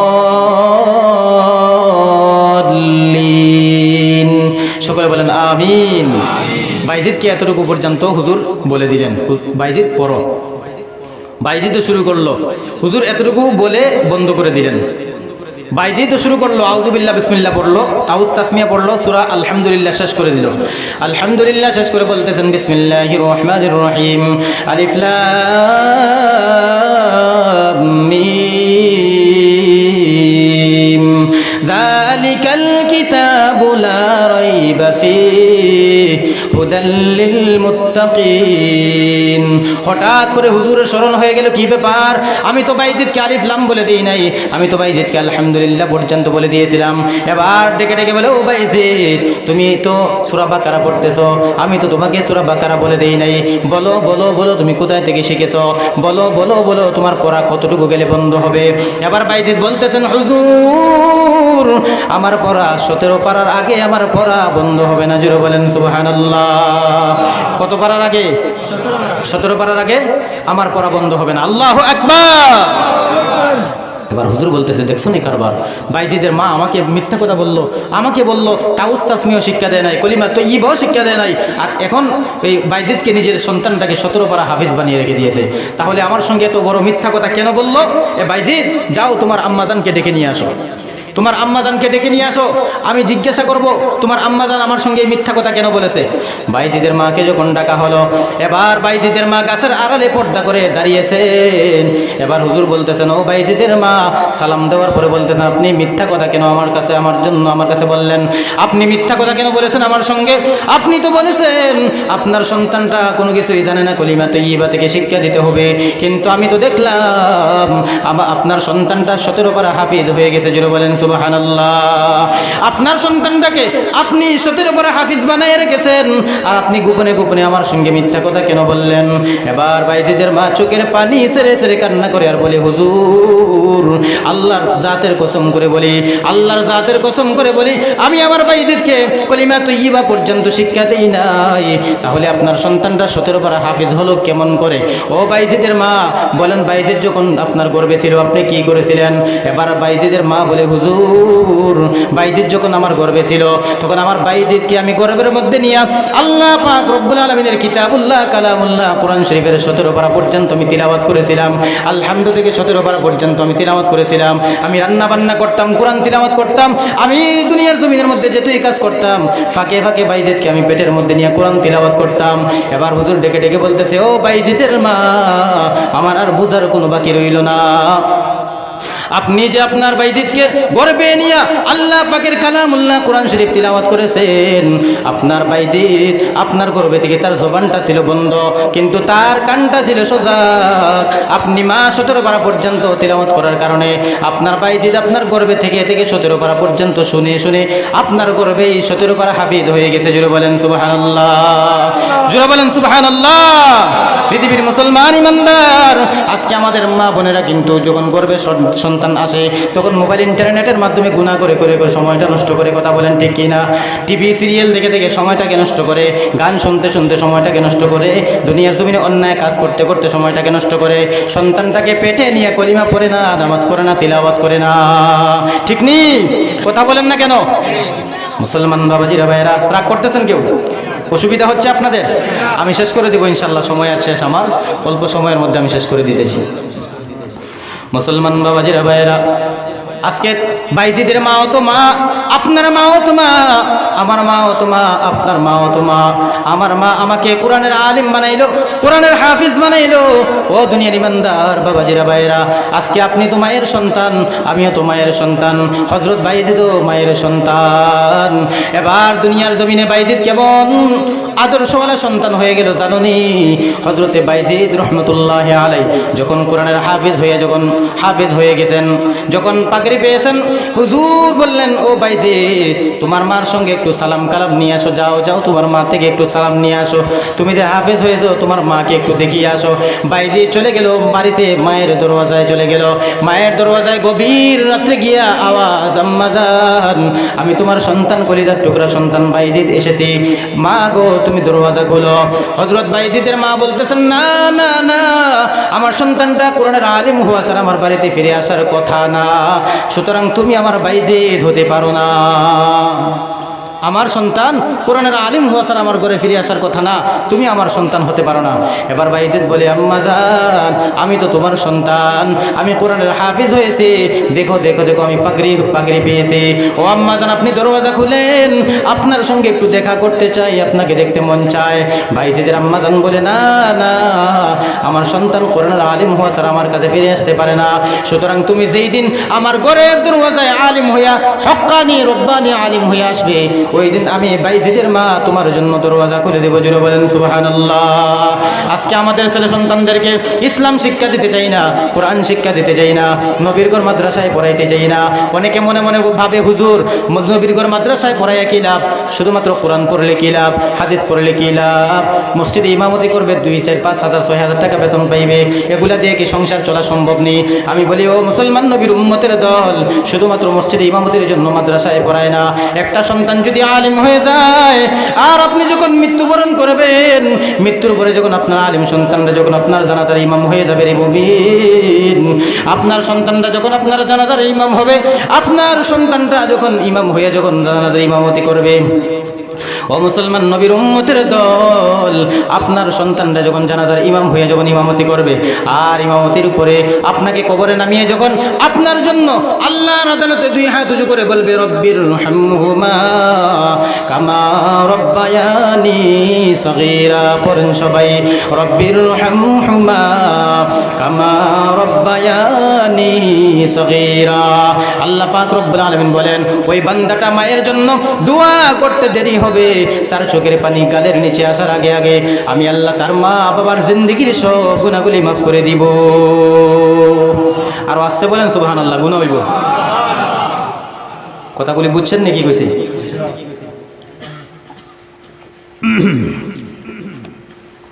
যদি বুঝেন পায়ে হাত রেখে অনুরোধ করি আজকের পর থেকে আমল করার চেষ্টা করেন। যাদের আব্বা আছে আম্মা আছে আজকে বাড়িতে গিয়ে আব্বা আম্মার কাছে একটু দোয়া চাইবেন, বেয়াদবি মাফ নেবেন, পায়ে ধরে মায়ের সঙ্গে ক্ষমা নেবেন, মায়ের কাছে ক্ষমা চাইবেন, দেখবেন মা তো ও সঙ্গে সঙ্গে আপনাকে মাফ করে দিবেন। আমার মুসলমান বাবাজিরা ভাইয়েরা, এই জন্য নিজের সন্তানটাকে আদর্শ সন্তান বানাও, নিজের সন্তানটাকে দুনিয়ার জমিনে আদর্শ সন্তান বানাও। আরেকটা ছোট্ট একটা ঘটনা বলে শেষ করতেছি বাবাজিরা ভাইয়েরা। আজকে তো আমরা আমাদের ছেলে সন্তানদেরকে দুনিয়ার জমিনে আদর্শ সন্তান হিসাবে গঠন করতে চাই না। ও দুনিয়ার ইমানদার, ভালো করে শুনিয়ে নাও। একজন মা বাবা তার সন্তানদেরকে কেমনভাবে আদর্শ শিক্ষা দিতেছেন, আদর্শবান শিক্ষা, আদর্শবান সন্তান হিসাবে কেমনভাবে গড়ে তুলতেছেন। দুইজন মহব্বতের ভাই, ছোট ভাই আর বড় ভাই। কয়জন ভাই? জোরে বলেন। দুইজন মহব্বতের ভাই, ছোট ভাই আর বড় ভাই। ছোট ভাই বিবাহ করে ফেললো, বড় ভাই বিবাহ করে নাই। অনেক দিন পরে ছোট ভাই বলতেছেন, ভাই যান আপনি বিবাহ করেন না কেন? বড় ভাই বলেন, আমি আমার মনের মতো মেয়ে পাই না, সেই জন্য বিবাহ করি না। ছোট ভাই মনে মনে ভাবলো, মনে হয় সুন্দর রূপসী একজন সম্ভ্রান্ত পরিবারের ভালো একজন কন্যা চায়। এই জন্য ছোট ভাই অনেক দিন খোঁজাখুঁজি করে ভালো সুন্দরী রূপসী একজন কন্যা বাহির করলো বড় ভাইয়ের জন্য। বড় ভাইকে বলে, ভাই যান আপনার জন্য সুন্দরী রূপসী অমুক জায়গার অমুক গ্রামের সম্ভ্রান্ত পরিবারের একটা মেয়ে বাহির করেছি। এবার বড় ভাই বলে, না না আমি এমন মেয়ে চাই না। বলে, তাহলে তুমি কেমন মনের মেয়ে চাও? এবার বড় ভাই বলে, ও আমার মহব্বতের ছোট ভাই, আমি আমার জীবন সঙ্গিনী, আমি আমার জীবনের অর্ধাঙ্গিনী এমন একটা ব্যক্তিকে বানাতে চাই, এমন একটা কন্যাকে বানাতে চাই যেই মেয়েটা আমার ডান হাত ধরে আমাকে জান্নাতে নিয়ে যাবে। জোরে বলেন সুবহানাল্লাহ। আমি আমার জীবন সঙ্গী এমন একটা কন্যাকে মেয়েকে বানাতে চাই যেই মেয়েটা আমার ডান হাত ধরে আমাকে জান্নাতের মধ্যে নিয়ে যাবে। ছোট ভাই বলতেছেন, এমন মেয়ে তোমার কপালেও নাই আর তোমার কপালে বিবাহ নাই, এমন মেয়ে পাওয়া সম্ভব না, তোমার কপালে বিবাহ সম্ভব না। বড় ভাই বলতেছেন, ক্বালান নবী সাল্লাল্লাহু আলাইহি ওয়াসাল্লাম ইন্নামাল আ'মালু বিন্নিয়াত। আল্লাহ পাক রব্বুল আলামিন যদি আমার নিয়তটা সহি রাখে, আল্লাহ যদি আমার নিয়তটা যদি সহি থাকে, আল্লাহ পাক রব্বুল আলামিন আমার নিয়তের বরকতে আল্লাহ পাক আমাকে মিলাইয়া দিবে। কথা বলেন ঠিক কিনা? অনেক দিন পরে ওই বড় ভাই খবর পাইল নিজের পাশের গ্রামে আরেকটা গ্রাম, ওই গ্রামে একজন আল্লাহর ওলি আসেন, 2-4 দিন মসজিদে থাকেন, মানুষের জন্য দোয়া করেন, পানি ভরা দেন, ফু দেন, তারপরে চলে যান। ওই বড় ভাই ফজরের নামাজ পড়ে ওই মসজিদের মধ্যে চলে গেলেন দোয়া নেওয়ার জন্য হুজুরের কাছে গিয়ে, আসসালামু আলাইকুম ওয়া রাহমাতুল্লাহ, হুজুর আপনি মেহেরবানি করে আমার জন্য একটু দোয়া করবেন। এবার হুজুর বলতেছেন, কেন দোয়া করব, তুমি কি করো? বলে, হুজুর আমি অমুক ব্যবসা করি। তুমি বিবাহ করছো নি? বলে, না হুজুর বিবাহ করি নাই। বয়স তো পার হয়ে যায়, বিবাহ করো না কেন? এবার ওই লোকটা বলে, হুজুর আমি আমার মনের মতো মেয়ে পাই না, সেই জন্য বিবাহ করি না। হুজুর বলেন, তুমি কেমন মনের মেয়ে চাও? ওই লোকটা বলে, হুজুর আমি আমার জীবন সঙ্গিনী এমন একটা মেয়েকে বানাতে চাই যেই মেয়েটা আমার ডান হাত ধরে আমাকে জান্নাতের মধ্যে নিয়ে যাবে।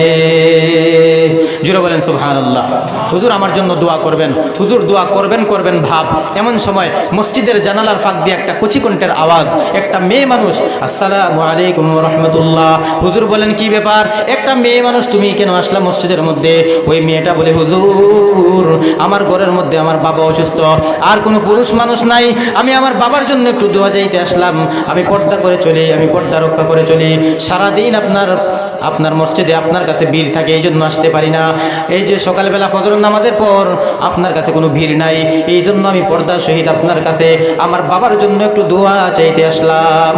আমার বাবাকে যেন আল্লাহ পাক রব্বুল আলামিন সুস্থতার নিয়ামত দান করেন। হুজুর আমার বাবার জন্য আপনি একটু দোয়া করবেন। এবার হুজুর বলেন, মা তোমার বিবাহ হয়েছে? বলে, না আমার বিবাহ হয় নাই। বলে, বিবাহ হয় না কেন, তোমার বয়স কত? বলে, এই। বলে, বয়সের সীমানা তো পার হয়ে যায়, বিবাহ হয় না কেন? ওই মেয়েটা বলে, হুজুর আমি একদিকে গরিবের সন্তান, আমি আরেকদিকে পর্দা রক্ষা করে চলি, আর আমার আশা হলো আমি আমার জীবনে এমন একটা যুবক সন্তানকে আমার স্বামী বানাতে চাই যে যুবক সন্তানটা আমার ডান হাত ধরে আমাকে জান্নাতে নিয়ে যাবে। আর আসতে বলেন সুবহানাল্লাহ। মুসলমান বাবাজিরা ভাইরা ওই যুবক সন্তানটা ডেকে ডেকে বলে, হুজুর আমারও একটা নিয়ত যে এমন একটা মেয়ে যেই মেয়েটা আমাকে জান্নাতের মধ্যে নিয়ে যাবে, আবার ওই মেয়েটার নিয়ত এমন একটা ছেলে যে ছেলে তাকে জান্নাতের মধ্যে নিয়ে যাবে। ও হুজুর এই মেয়েটার নিয়ত মনে হয় আমার সাথেই মিলে যায়, এই মেয়েটার পছন্দ মনে হয় আমার সাথেই মিলে যায়, আমি একেই বিবাহ করতে পারি যদি রাজি থাকে। বলে বাবা গরিব গরিব লাগবে না, টাকা পয়সা যৌতুক আমার কোনো কিছুই লাগবে না, দিনদার হলেই চলবে। এবার হুজুর বিবাহের প্রস্তাব দিলেন। হুজুর মাঝখানে থেকে খুতবা পড়ে মধ্যস্থ করে বিবাহ পড়ায় দিলেন। ও মুসলমান বাবাজিরা ভাইরা, অনেক লম্বা ঘটনা সংক্ষেপে বলতেছি। এবার তারা এক মিলে দুজনে সংসার করা শুরু করে দিয়েছেন। যখন নামাজের সময় হয়ে যায়, স্বামী বলে আগে নামাজ তারপরে কাজ, কোনো সময় বিবি বলে আগে নামাজ তারপরে হলো কাজ। অনেক সময় গভীর রাত্রে ফজরের সময়, যখন ঠান্ডার সময় ফজরের নামাজের আজান দিয়ে দেয়, বিবি আগে উঠলে স্বামীকে উঠাইয়া দেয়, স্বামী আগে উঠলে বিবিকে উঠাইয়া দেয়। আর আমরা মুসলমান কি করি, শীতের মধ্যে যখন ফজরের আজান দেয়, কিছু কিছু মানুষ মসজিদের মধ্যে যখন আসে, বিবিকে পাশে কম্বল আরো ভালো করে গাও দেওয়া রেখে আসে, বলে তুমি ঘুমাও আমি মসজিদে যাই। এরকম আসেনি? আপনাদের এখানে নাই, আমাদের ত্রিপুরায় আছে। হ্যাঁ, বিবি আপনি একলা জান্নাতে গেলে হবে না, বিবি যেতে হবে না? কথা বলে না কেন? মুসলমান বাবাজিরা ভাইয়েরা, এবার তারা এক মনে এক মিলে সংসার করা শুরু করে দিয়েছে। তাহাজ্জুদ নামাজের মধ্যে দাঁড়িয়ে দাঁড়িয়ে আল্লাহ পাক রব্বুল আলামিনের দরবারে দোয়া করে, হে দয়ার মালিক আমাদেরকে একটা পুত্র সন্তান দান করেন, নেক সন্তান দান করেন, এমন একটা সন্তান আপনি আমাদেরকে দান করেন রে মালিক, যে সন্তানটা দুনিয়ার জমিনের মধ্যে একটা আদর্শওয়ালা হবে, এমন আদর্শ যেন তৈরি করবে, গোটা দুনিয়ার মধ্যে যেন আদর্শ তৈরি করতে পারে। আল্লাহ পাক রব্বুল আলামিন তাদের দুইজনের দোয়ার বদৌলতে আল্লাহ পাক তাদেরকে একটা নেক সন্তান দান করলেন। জোরে বলেন সুবহানাল্লাহ। ও মুসলমান বাবাজিরা ভাইয়েরা, আমরা ফজরে, জোহরে, আসরে, মাগরিবে, এশায় আল্লাহ পাক রব্বুল আলামিনকে ডাকি, কিন্তু এমন একটা সময় আছে যে সময় আমার মালিক আল্লাহ নিজের বান্দাদেরকে ডাকতে থাকেন। জোরে বলেন সুবহানাল্লাহ। ও পৃথিবীর ইমানদার, এমন একটা সময় আছে যে সময় আল্লাহ পাক রব্বুল আলামিন নিজের বান্দাদেরকে ডাকতে থাকেন। বলেন হাল মিন সাইলিন হাল মিন ফাইলিন, আসলে কোনো বান্দা অভাবগ্রস্ত, আসলে কোনো বান্দা ক্ষতিগ্রস্ত, আমি আল্লাহ পাক রব্বুল আলামিনের কাছে বড় আরামের ঘুমটাকে হারাম করে তাহাজ্জুদ নামাজের বিছানা দাঁড়াইয়া আমি আল্লাহ পাক রব্বুল আলামিনের দরবারে চোখের পানি ছেড়ে ছেড়ে যদি কান্না করে চাইতে পারো, আমি আল্লাহ তোর ফরিয়াদটাকে সঙ্গে সঙ্গে কবুল করে নিব। জোরে বলেন সুবহানাল্লাহ। ওই সন্তানরা, ওই বিবি স্বামী স্ত্রী দুজনে আল্লাহর কাছে তাহাজ্জুদ নামাজ পড়ে পড়ে দোয়া করার বদৌলতে আল্লাহ তাদেরকে একটা পুত্র সন্তান দান করলেন। কি দান করলেন? কথা বলেন, কি দান করেছেন? একটা নেক সন্তান দান করেছেন। ওই নেক সন্তানটা যখন দুনিয়ার জমিনের মধ্যে আসলেন, আস্তে আস্তে এই নেক সন্তানটাকে এমন আদর্শওয়ালা সন্তান তৈরি করলেন। এই সন্তানটা বড় হওয়ার পর বাবাজিরা ভাইয়েরা, আজকে সারা রাত্র ইন্টারনেট চালাইলা, গুগলের মধ্যে একটু চার্জ দিয়ে দেখবা কেমন মা বাবা, কেমন সন্তান, কেমন আদর্শওয়ালা সন্তান তারা দুনিয়ার জমিনের মধ্যে রেখে গেছে। এই সন্তানটা বড় হওয়ার পরে এমন আদর্শ দুনিয়ার জমিনে তৈরি করলো, ফিলিস্তিনের জমিনটা হাতে নিয়ে নিল, সিরিয়ার জমিনটা হাতে নিয়ে নিল, মিশরের জমিনটা হাতে নিয়া বর্তমান জমানায় ইহুদিরা দুনিয়ার জমিনে নিরহ মুসলমানদের উপর যেমন আক্রমণ করতেছে, দুনিয়ার জমিনের মধ্যে যেমন ভাবে আক্রমণ করতেছে, আবার মুসলমান বাবাজিরা ভাইয়েরা ফিলিস্তিনের মধ্যে যেই পরিমাণ মুসলমানদের উপর আক্রমণ হইতেছে, ওই সময় আল্লাহ পাক রব্বুল আলামিনের বান্দাটা সিরিয়ার জমিনটা হাতে নিয়া, মিশরের জমিনটা হাতে নিয়া, ফিলিস্তিনের জমিনটা হাতে নিয়া গোটা দুনিয়ার জমিনের মধ্যে এমন আদর্শ তৈরি করলো, গোটা দুনিয়ার মুসলমানদেরকে নিরাপত্তার ব্যবস্থা করে দিল। বীর মুজাহিদের বেশে ওই মুসলমানের সন্তানটা দুনিয়ার জমিনে এমন আদর্শ তৈরি করলো, কেমন মা বাবা, কেমন সন্তান তারা রেখে গেছে। ওই সন্তানের নাম হলো সুলতান সালাউদ্দিন আইয়ুবী রহমতুল্লাহ আলাইহি। একটু জোরে আওয়াজ করে বলেন সুবহানাল্লাহ।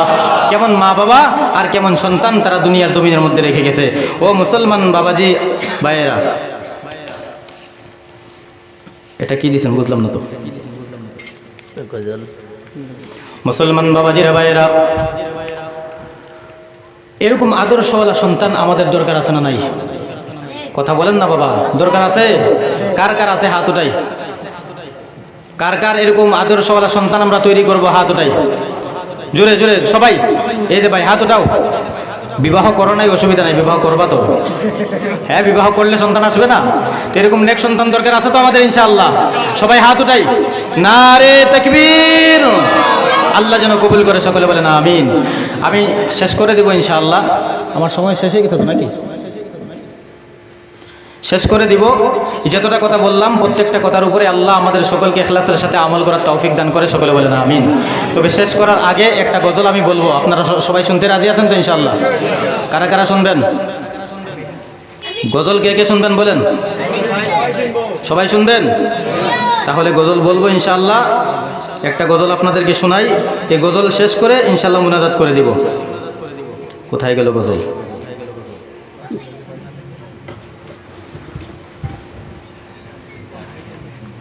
একটু দূরে সরে পড়ি। আল্লাহুম্মা সাল্লি আলা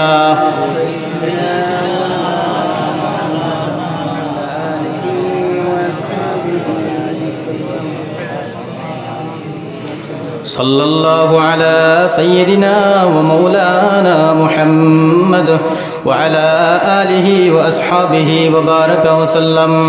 সাল্লাল্লাহু আলা সাইয়্যিদিনা ওয়া মাওলানা মুহাম্মদ ওয়া আলা আলিহি ওয়া আসহাবিহি ওয়া বারাকা ওয়া সাল্লাম। মুসলমান বাবাজিরা ভাইয়েরা, এই জন্য দুনিয়ার জমিনে প্রত্যেকটা কথার উপরে আল্লাহ পাক রব্বুল আলামিন আমাদের সকলকে আমল করার তৌফিক দান করেন, সকলে বলেন আমিন। আল্লাহ পাক রব্বুল আলামিন আমাদের সকলকে যেন আল্লাহর দ্বীন ইসলামের রাস্তায় নবীজির সুন্নতি তরিকায় আমল করার তৌফিক দান করে, সকলে জুড়ে বলেন আমিন। মা কেন এত দামি জানে না সকলে, পড়েন সবাই পড়েন, বলবেন তো ইনশাআল্লাহ? আপনারা যদি আমাকে সহযোগিতা করেন আমি বলতে পারবো, সহযোগিতা না করলে বলতে পারবো না। মা কেন এত দামি জানে না সকলে, জানতো যদি পড়তো দেখে কোরআন হাদিসে খুলে।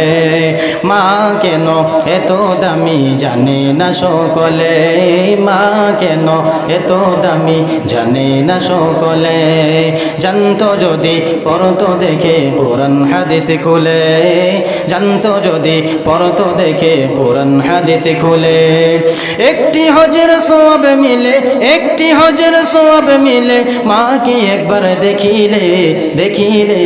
মা কেন এত দামি জানে না সকলে, জানতো যদি পড়তো দেখে কোরআন হাদিসে খুলে। ঠিক কি না? মা দামি নয়? মা আপনাকে আমাকে ছোটবেলায় অনেক কষ্ট করেছে না? এই মা যাদের নাই তারা জানে মা কত বড় সম্পদ। কথা বলেন ঠিক কিনা? জীবনে কোনোদিন আর মা মা বলে ডাকতে পারবে না, ঠিক না? মুসলমান বাবাজিরা ভাইয়েরা, মার জন্য মহব্বত নিয়ে পড়ো। মা কেন এত দামি জানে না সকলে, জানতো যদি পড়তো দেখে কোরআন হাদিসে খুলে। মা কেন এত দামি জানে না সকলে, জানতো যদি পড়তো দেখে কোরআন হাদিসে খুলে। একটি হজের সওয়াব মিলে, একটি হজের সওয়াব মিলে, মাকে একবার দেখিলে, দেখিলে। মা কেন এত দামি জানে না সকলে। কোটি বছর দান করালেন, কোটি বছর পান করালেন, মায়ের বুকের দুধ কুলে বুকে নিয়ে আমায় দিলেন কত সুখ। দুটি বছর পান করালেন মায়ের বুকের দুধ, কুলে বুকে নিয়ে আমায় দিলেন কত সুখ, কুলে বুকে নিয়ে আমায় দিলেন কত সুখ। সেই মাকে কষ্ট দিলে, সেই মাকে কষ্ট দিলে, খোদার রস কাঁপে। মা কেন এত দামি জানে না সকলে, জানতো যদি পড়তো দেখে কোরআন হাদিসে খুলে। মা কেন এত দামি জানে না সকলে, জানতো যদি পড়তো দেখে কোরআন হাদিসে খুলে।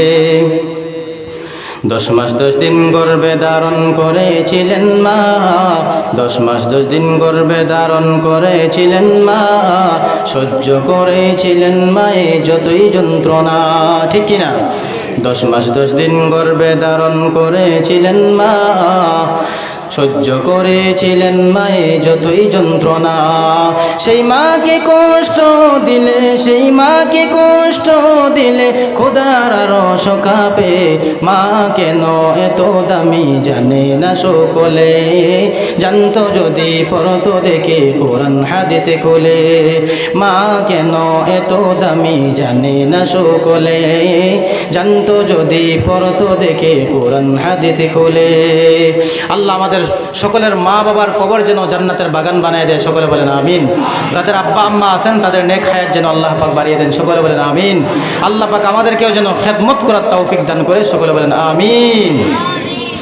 সোনারে মদিনা বহু দূরে, প্রাণের মদিনা বহু দূরে, কিন্তু মদিনাওয়ালা আমার অন্তরে, কিন্তু মদিনাওয়ালা। সোনারে মদিনা বহু দূরে, প্রাণের মদিনা বহু দূরে, কিন্তু মদিনাওয়ালা, ও কিন্তু মদিনাওয়ালা। সোনারে মদিনা বহু দূরে, প্রাণের মদিনা বহু দূরে, কিন্তু মদিনাওয়ালা আমার অন্তরে, কিন্তু মদিনাওয়ালা আমার অন্তরে। যে গিয়েছে একবার সোনারে মদিনা, তাহার মনে আর কোনো দুঃখ রইল না, তাহার মনে আর কোনো কষ্ট রইল না। যে গিয়েছে একবার সোনারে মদিনা, তাহার মনে আর কোনো দুঃখ রইল না, তাহার মনে আর কোনো কষ্ট রইল না। আমার অন্তর গভীরে মদিনায় আছে রে, আমার অন্তর জুড়ে মদিনায় আছে রে, মদিনা মদিনা বলে জিকির করে রে, সেই মদিনায় কেমনে যাব মন মানে না রে। সোনারে মদিনা বহু দূরে, প্রাণের মদিনা বহু দূরে, কিন্তু মদিনাওয়ালা, ও কিন্তু মদিনাওয়ালা আমার অন্তরে। ভালো লাগতেছে না খারাপ লাগতেছে? শেষ করবো না আরেকটা বলবো? আরেকটা বলবো লাস্ট, এরপরে কিন্তু আর বলতে পারবো না, কারণ সময় অনেক শেষ হয়ে গেছে কিন্তু আমার। এরপরও 5 মিনিট ওভার হয়ে গেছে, এরপরও আরও 5 মিনিটের মধ্যে গজলটা শেষ করে দোয়া করে দিতেছি। শুনবেন তো ইনশাআল্লাহ? কেউ উঠা বসা করবেন না তো? আল্লাহ আমাদের কবুল করুক, সকলে বলেন আমিন। দান আনছি, দান নগদ পয়সা নাই, ফোনপে নাই, বুতুল পে নাই।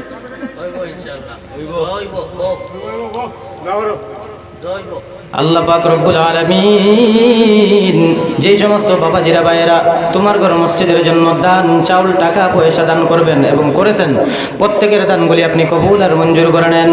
আয় আল্লাহ, যারা যেই নিয়তে দান করতেছেন মনের নেক উদ্দেশ্যগুলি পূরণ করে দেন। আয় আল্লাহ পাক রব্বুল আলামিন মেহেরবানি করে সকলকে আপনি কবুল আর মঞ্জুর করে নেন। আয় আল্লাহ পাক রব্বুল আলামিন আমাদের সকল মুসলমানদেরকে মহব্বত নিয়ে ভাই ভাই হিসাবে চলাফেরা করার তৌফিক দান করেন, সকলে বলেন আমিন। আরেকটা কথা বলি বাবাজিরা ভাইরা, 2 মিনিটের মধ্যে, আপনাদের এলাকায় মদকুর আসেনি? কথা বলে না কেন? আসেনি মদকুর? শরাব পান করা হারাম না হালাল? কথা বলেন, জোরে বলেন, সবাই বলেন হারাম না হালাল? ও মুসলমান ইমানদার, আপনার আমার নবী রহমতুল্লিল আলামিন বলেন যে সমস্ত উম্মতেরা মদ পান করবে, কি পান করবে? মদ পান করবে। তারা তো শরাব পান করে নাই, তারা তো টয়লেটের লেট্রিন পান করেছে। কি পান করেছে? গু খাওয়া আর শরাব পান করা একই সমান। এরপরও যেই বলদ বুঝে না, এর চাইতে আর বড় কোনো কিছু হতে পারে না। আর শরাব পান করলে ওই শরাব পানকারী যে জায়গায় শরাবটা লাগবে, এটা দোয়া তো দূরের কথা, এই জায়গাটা কেটে ফেলে দিলেও মিয়া পাক পবিত্র হবে না। যাক, আল্লাহ সুবহানাহু ওয়া তাআলা আমাদেরকে বুঝার এবং আমল করার তৌফিক দান করুক, সকলে বলেন আমিন। তবে শরাব পানকারী যারা, তাদেরকে দূরে সরিয়ে রাখলে হবে না, তাদেরকে মহব্বত নিয়ে কাছে রাখতে হবে, ঠিক কিনা? যদি এই দিন ইসলামের মহব্বত দেখে যদি আল্লাহর বন্দাটা যদি ভালো হয় আর কি। যাক, আল্লাহ আমরাও সবাই তাদের জন্য দোয়া করি। আর আল্লাহ পাক রব্বুল আলামিন আমাদের প্রত্যেকটা কথার উপরে আমল করার তৌফিক দান করুক। ইস্তিগফার করি, আস্তাগফিরুল্লাহ রাব্বি মিন কুল্লি যামবি ওয়া আতুবু ইলাইহি, লা হাওলা ওয়ালা কুওয়াতা ইল্লা বিল্লাহিল আলিয়্যিল আযীম। আস্তাগফিরুল্লাহ রাব্বি মিন কুল্লি যামবি ওয়া আতুবু ইলাইহি, লা হাওলা ওয়ালা কুওয়াতা ইল্লা বিল্লাহিল আলিয়্যিল আযীম। আল্লাহুম্মা সাল্লি আলা মুহাম্মাদিন ওয়া আলা আলি মুহাম্মাদ কামা সাল্লাইতা আলা ইব্রাহিম ওয়া আলা আলি ইব্রাহিম ইন্নাকা হামিদুম মাজিদ। আল্লাহুম্মা আমিন। আলহামদুলিল্লাহি رب العالمين والصلاة والسلام على سيد الأنبياء والمرسلين وصلى الله تعالى على خير خلقه محمد وآله وأصحابه أجمعين ربنا ظلمنا أنفسنا وإن لم تغفر لنا وترحمنا لنكونن من الخاسرين ربنا آتنا في الدنيا حسنة وفي الآخرة حسنة وقنا عذاب النار ربنا وجعلنا مسلمين لك ومن ذريتنا أمة مسلمة لك وأرنا مناسكنا وتب علينا إنك أنت التواب الرحيم رب ارحمهما كما ربياني صغيرا شكر برن رب ارحمهما يا أرحم الراحمين يا أرحم الراحمين يا أرحم الراحمين يا رب العالمين আয় আল্লাহ আমি গুনাহগার আমার মতো গুনাহগার আসমানের নিচে জমিনের উপরে আর নাই জাহান্নামে দেওয়ার জন্য যদি কোনো মানুষ বানিয়ে থাকে উপরে হয় আমি গুনাহগারকেই বানাইছি রে আল্লাহ হায় আল্লাহ পাক রব্বুল আলামিন এত গুনাহ করেছি এত গুনাহ করেছি গুনাহের সমুদ্রের মধ্যে পড়ে হাবুডুবু খাইতেছি গো আল্লাহ আয় আল্লাহ তুমি তো বলেছো ও বান্দা লা তাকনাতু মির রাহমাতিল্লাহ যত গুনাহ করো না কেন আমার রহমত থেকে তুমি দূরে সরে যাইও না আয় আল্লাহ আমরা গুনাহ করেছি কিন্তু তোমার রহমতের তো কোনো অভাব নাই শেষ নাই আয় আল্লাহ তোমার রহমতের দরওয়াজায় এসে হাত বাড়াইলাম এই মজলিসের মধ্যে যার হাতখানা তোমার কাছে পছন্দ হয় তার হাতের উসিলা করে আমাদের তওবাগুলি কবুল আর মঞ্জুর করে নাও আল্লাহ আয় আল্লাহ পাক রব্বুল আলামিন কোরআন এবং সুন্নাহর আলোচনা হয়েছে আমি গুনাহগার আয় আল্লাহ পাক রব্বুল আলামিন আমাদের সকলকে প্রত্যেকটা কথার উপরে ইখলাসের সাথে আমল করার তৌফিক দান করেন আল্লাহ আয় আল্লাহ পাক রব্বুল আলামিন মেহেরবানি করে আমাদের জিন্দেগীর সব গুনাহগুলি আপনি মাফ করে দেন আল্লাহ রব্বে করিম কিয়ামতের কঠিন মুসিবতের ময়দানে যদি গুনাহগার বলে ডাক দাও রে মালিক বলো না কেমন করে আমরা দাঁড়াবো রে আল্লাহ আয় আল্লাহ পাক রব্বুল আলামিন যদি জাহান্নামী বানায়া দেও আয় আল্লাহ জাহান্নামের আগুন কেমন করে সহ্য করবো গো আল্লাহ একটা মশার কামড় সহ্য করতে পারি না জাহান্নামের আযাব কেমন করে সহ্য করবো গো আল্লাহ মেহেরবানি করে আপনার রহমতের দিকে তাকাইয়া আপনার হাবিবের ওসিলায় আমাদের জিন্দেগীর সব গুনাহগুলি মাফ করে দেন আয় আল্লাহ পাক আমাদের পক্ষ থেকে লক্ষ কোটি দুরূদ আর সালাম সোনার মদিনায় নবী পাকের রওজা মুবারকে পৌঁছাইয়া দাও আয় আল্লাহ পাক যারা পরিমাণ ঈমান নিয়ে যারা অন্ধকার কবরে শাহিদ প্রত্যেকের কবরে পৌঁছাইয়া দাও আয় আল্লাহ আমাদের পক্ষ থেকে অনেকের মা নাই অনেকের বাবা নাই অনেকের মা ও বাবা দুজন দুনিয়ার জমিনে নাই রে আল্লাহ রব্বুল আলামিন যাদের আব্বা আম্মা দুনিয়ার জমিন ছেড়ে অন্ধকার কবরে প্রত্যেকের কবরের মধ্যে আমাদের দোয়ার হাদিয়াটুকু পৌঁছাইয়া দাও আয় আল্লাহ প্রত্যেকের কবরগুলি আপনি জান্নাতের টুকরা বাগান বানাইয়া দাও আয় আল্লাহ প্রত্যেকের কবরে আযাবগুলি আপনি মাফ করে দেন শুধু আজকের জন্য নয় কিয়ামত পর্যন্ত কবরে আযাবগুলি আপনি মাফ করে দেন আল্লাহ আয় আল্লাহ পাক রব্বুল আলামিন দুনিয়ার জমিনে মুসলমানরা আজকে লাঞ্ছিত বঞ্চিত নির্যাতিত নিপীড়িত মেহেরবানি করে আমাদের সকলকে আপনি আসমানি মদদ আর সাহায্য দান করেন আল্লাহ আয় আল্লাহ আমাদের ঈমান আর আমলকে মজবুত করার তৌফিক দান করেন আল্লাহ আমাদের সকলকে আপনি ইহদিনাস সিরাতাল মুস্তাকিমের রাস্তায় চলাফেরা করার তৌফিক দান করো আল্লাহ আয় আল্লাহ পাক রব্বুল আলামিন ইহুদি খ্রিস্টানদের ষড়যন্ত্র থেকে আমাদেরকে হিফাজত করেন আল্লাহ গায়রে মুসলিমের ষড়যন্ত্র থেকে আমাদেরকে হিফাজত করেন আল্লাহ আয় আল্লাহ আমাদের ভারতবর্ষের জমিনটাকে শান্তির জমিন হিসেবে কবুল করে নাও আয় আল্লাহ পাক এই দেশের মধ্যে হিন্দু মুসলমান খ্রিস্টান বৌদ্ধ সমস্ত ধর্মের মানুষকে আয় আল্লাহ একই কাতারে মুহাব্বত নিয়ে চলাফেরা করার তৌফিক দান করেন আল্লাহ আয় আল্লাহ পাক রব্বুল আলামিন এই মাহফিল যারা সাজিয়েছেন যারা কথাবার্তা দিয়ে সময় দিয়ে টাকা পয়সা দিয়ে বুদ্ধি পরামর্শ দিয়ে সাহায্য সহযোগিতা করেছেন প্রত্যেকের সহযোগিতাগুলি আপনি কবুল আর মঞ্জুর করেন আল্লাহ কিয়ামতের কঠিন মুসিবতের ময়দানে এই মাহফিল আমাদের সকলের জন্য আপনি নাজাতের ওসিলা বানিয়ে দিন আল্লাহ এই মসজিদের ইমাম সাহেবকে আপনি কবুল আর মঞ্জুর করে নাও আয় আল্লাহ ওনার জিন্দেগীর মধ্যে বরকত দান করো হায়াতের মধ্যে বরকত দান করো বেশি বেশি করে দিন ইসলামের খেদমত করে তৌফিক দান করো এই এলাকার মসজিদ কমিটিকে মাহফিল কমিটিকে কবুল মঞ্জুর করে নাও আয় আল্লাহ পাক রব্বুল আলামিন এই এলাকার সমস্ত মুরব্বী বাবাদেরকে সিদ্দিকে আকবরের জজবা দান করো আল্লাহ।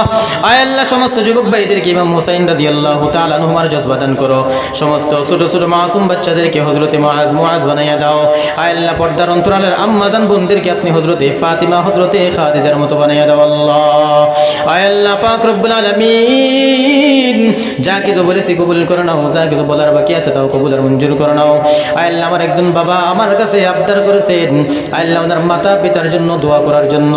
আয় আল্লাহ পাক রব্বুল আলামিন, আয় আল্লাহ জাবির ভাই আমার সঙ্গে থাকে, আমার খেদমত করে আল্লাহ পাক রব্বুল আলামিন বিভিন্ন জায়গায় প্রোগ্রামে থাকে, মেহেরবানি করে তাকে তুমি দ্বীনের খাদিম হিসাবে কবুল আর মঞ্জুর করে নাও আল্লাহ। তার হায়াতের মধ্যে বরকত দান করো, জিন্দেগীর মধ্যে বরকত দান করো। তার মাতা আল্লাহ পাক রব্বুল আলামিন মাতা পিতা যারা দুনিয়া জমিনে বেঁচে আছেন নেক হায়াত দারাজ বাড়াইয়া দাও। আয় আল্লাহ যারা দুনিয়া জমিন ছেড়ে অন্ধকার কবরে প্রত্যেকের কবরগুলি জান্নাতের টুকরা বাগান বানাইয়া দাও। সমস্ত রকমের বিপদ আপদ থেকে, সমস্ত রকমের অ্যাক্সিডেন্ট থেকে আমাদের সকলকে আপনি হিফাজত করেন আল্লাহ। ইয়া রব বাতা हमको तेरी राह किस तरफ है, तेरी राह पर चला हमको खुदाया। या इलाही मुझसे मुझको दूर कर, ताकि देखो मुझ में तुझको एक नजर। या इलाही तू मेरा मालिक है, या इलाही तू मेरा महबूद है। सुबहान रब्बिक रब्बिल इज्जति अम्मा यसिफून व सलामुन अलल मुरसलीन वल्हम्दुलिल्लाहि रब्बिल आलमीन। वजअल आखिर कलामिना इंदल मौत ला इलाहा इल्लल्लाहु मुहम्मदुर रसूलुल्लाह बिरहमतिका या अरहमर राहिमीन। अस्सलामु अलैकुम व रहमतुल्लाहि व बरकातुहू।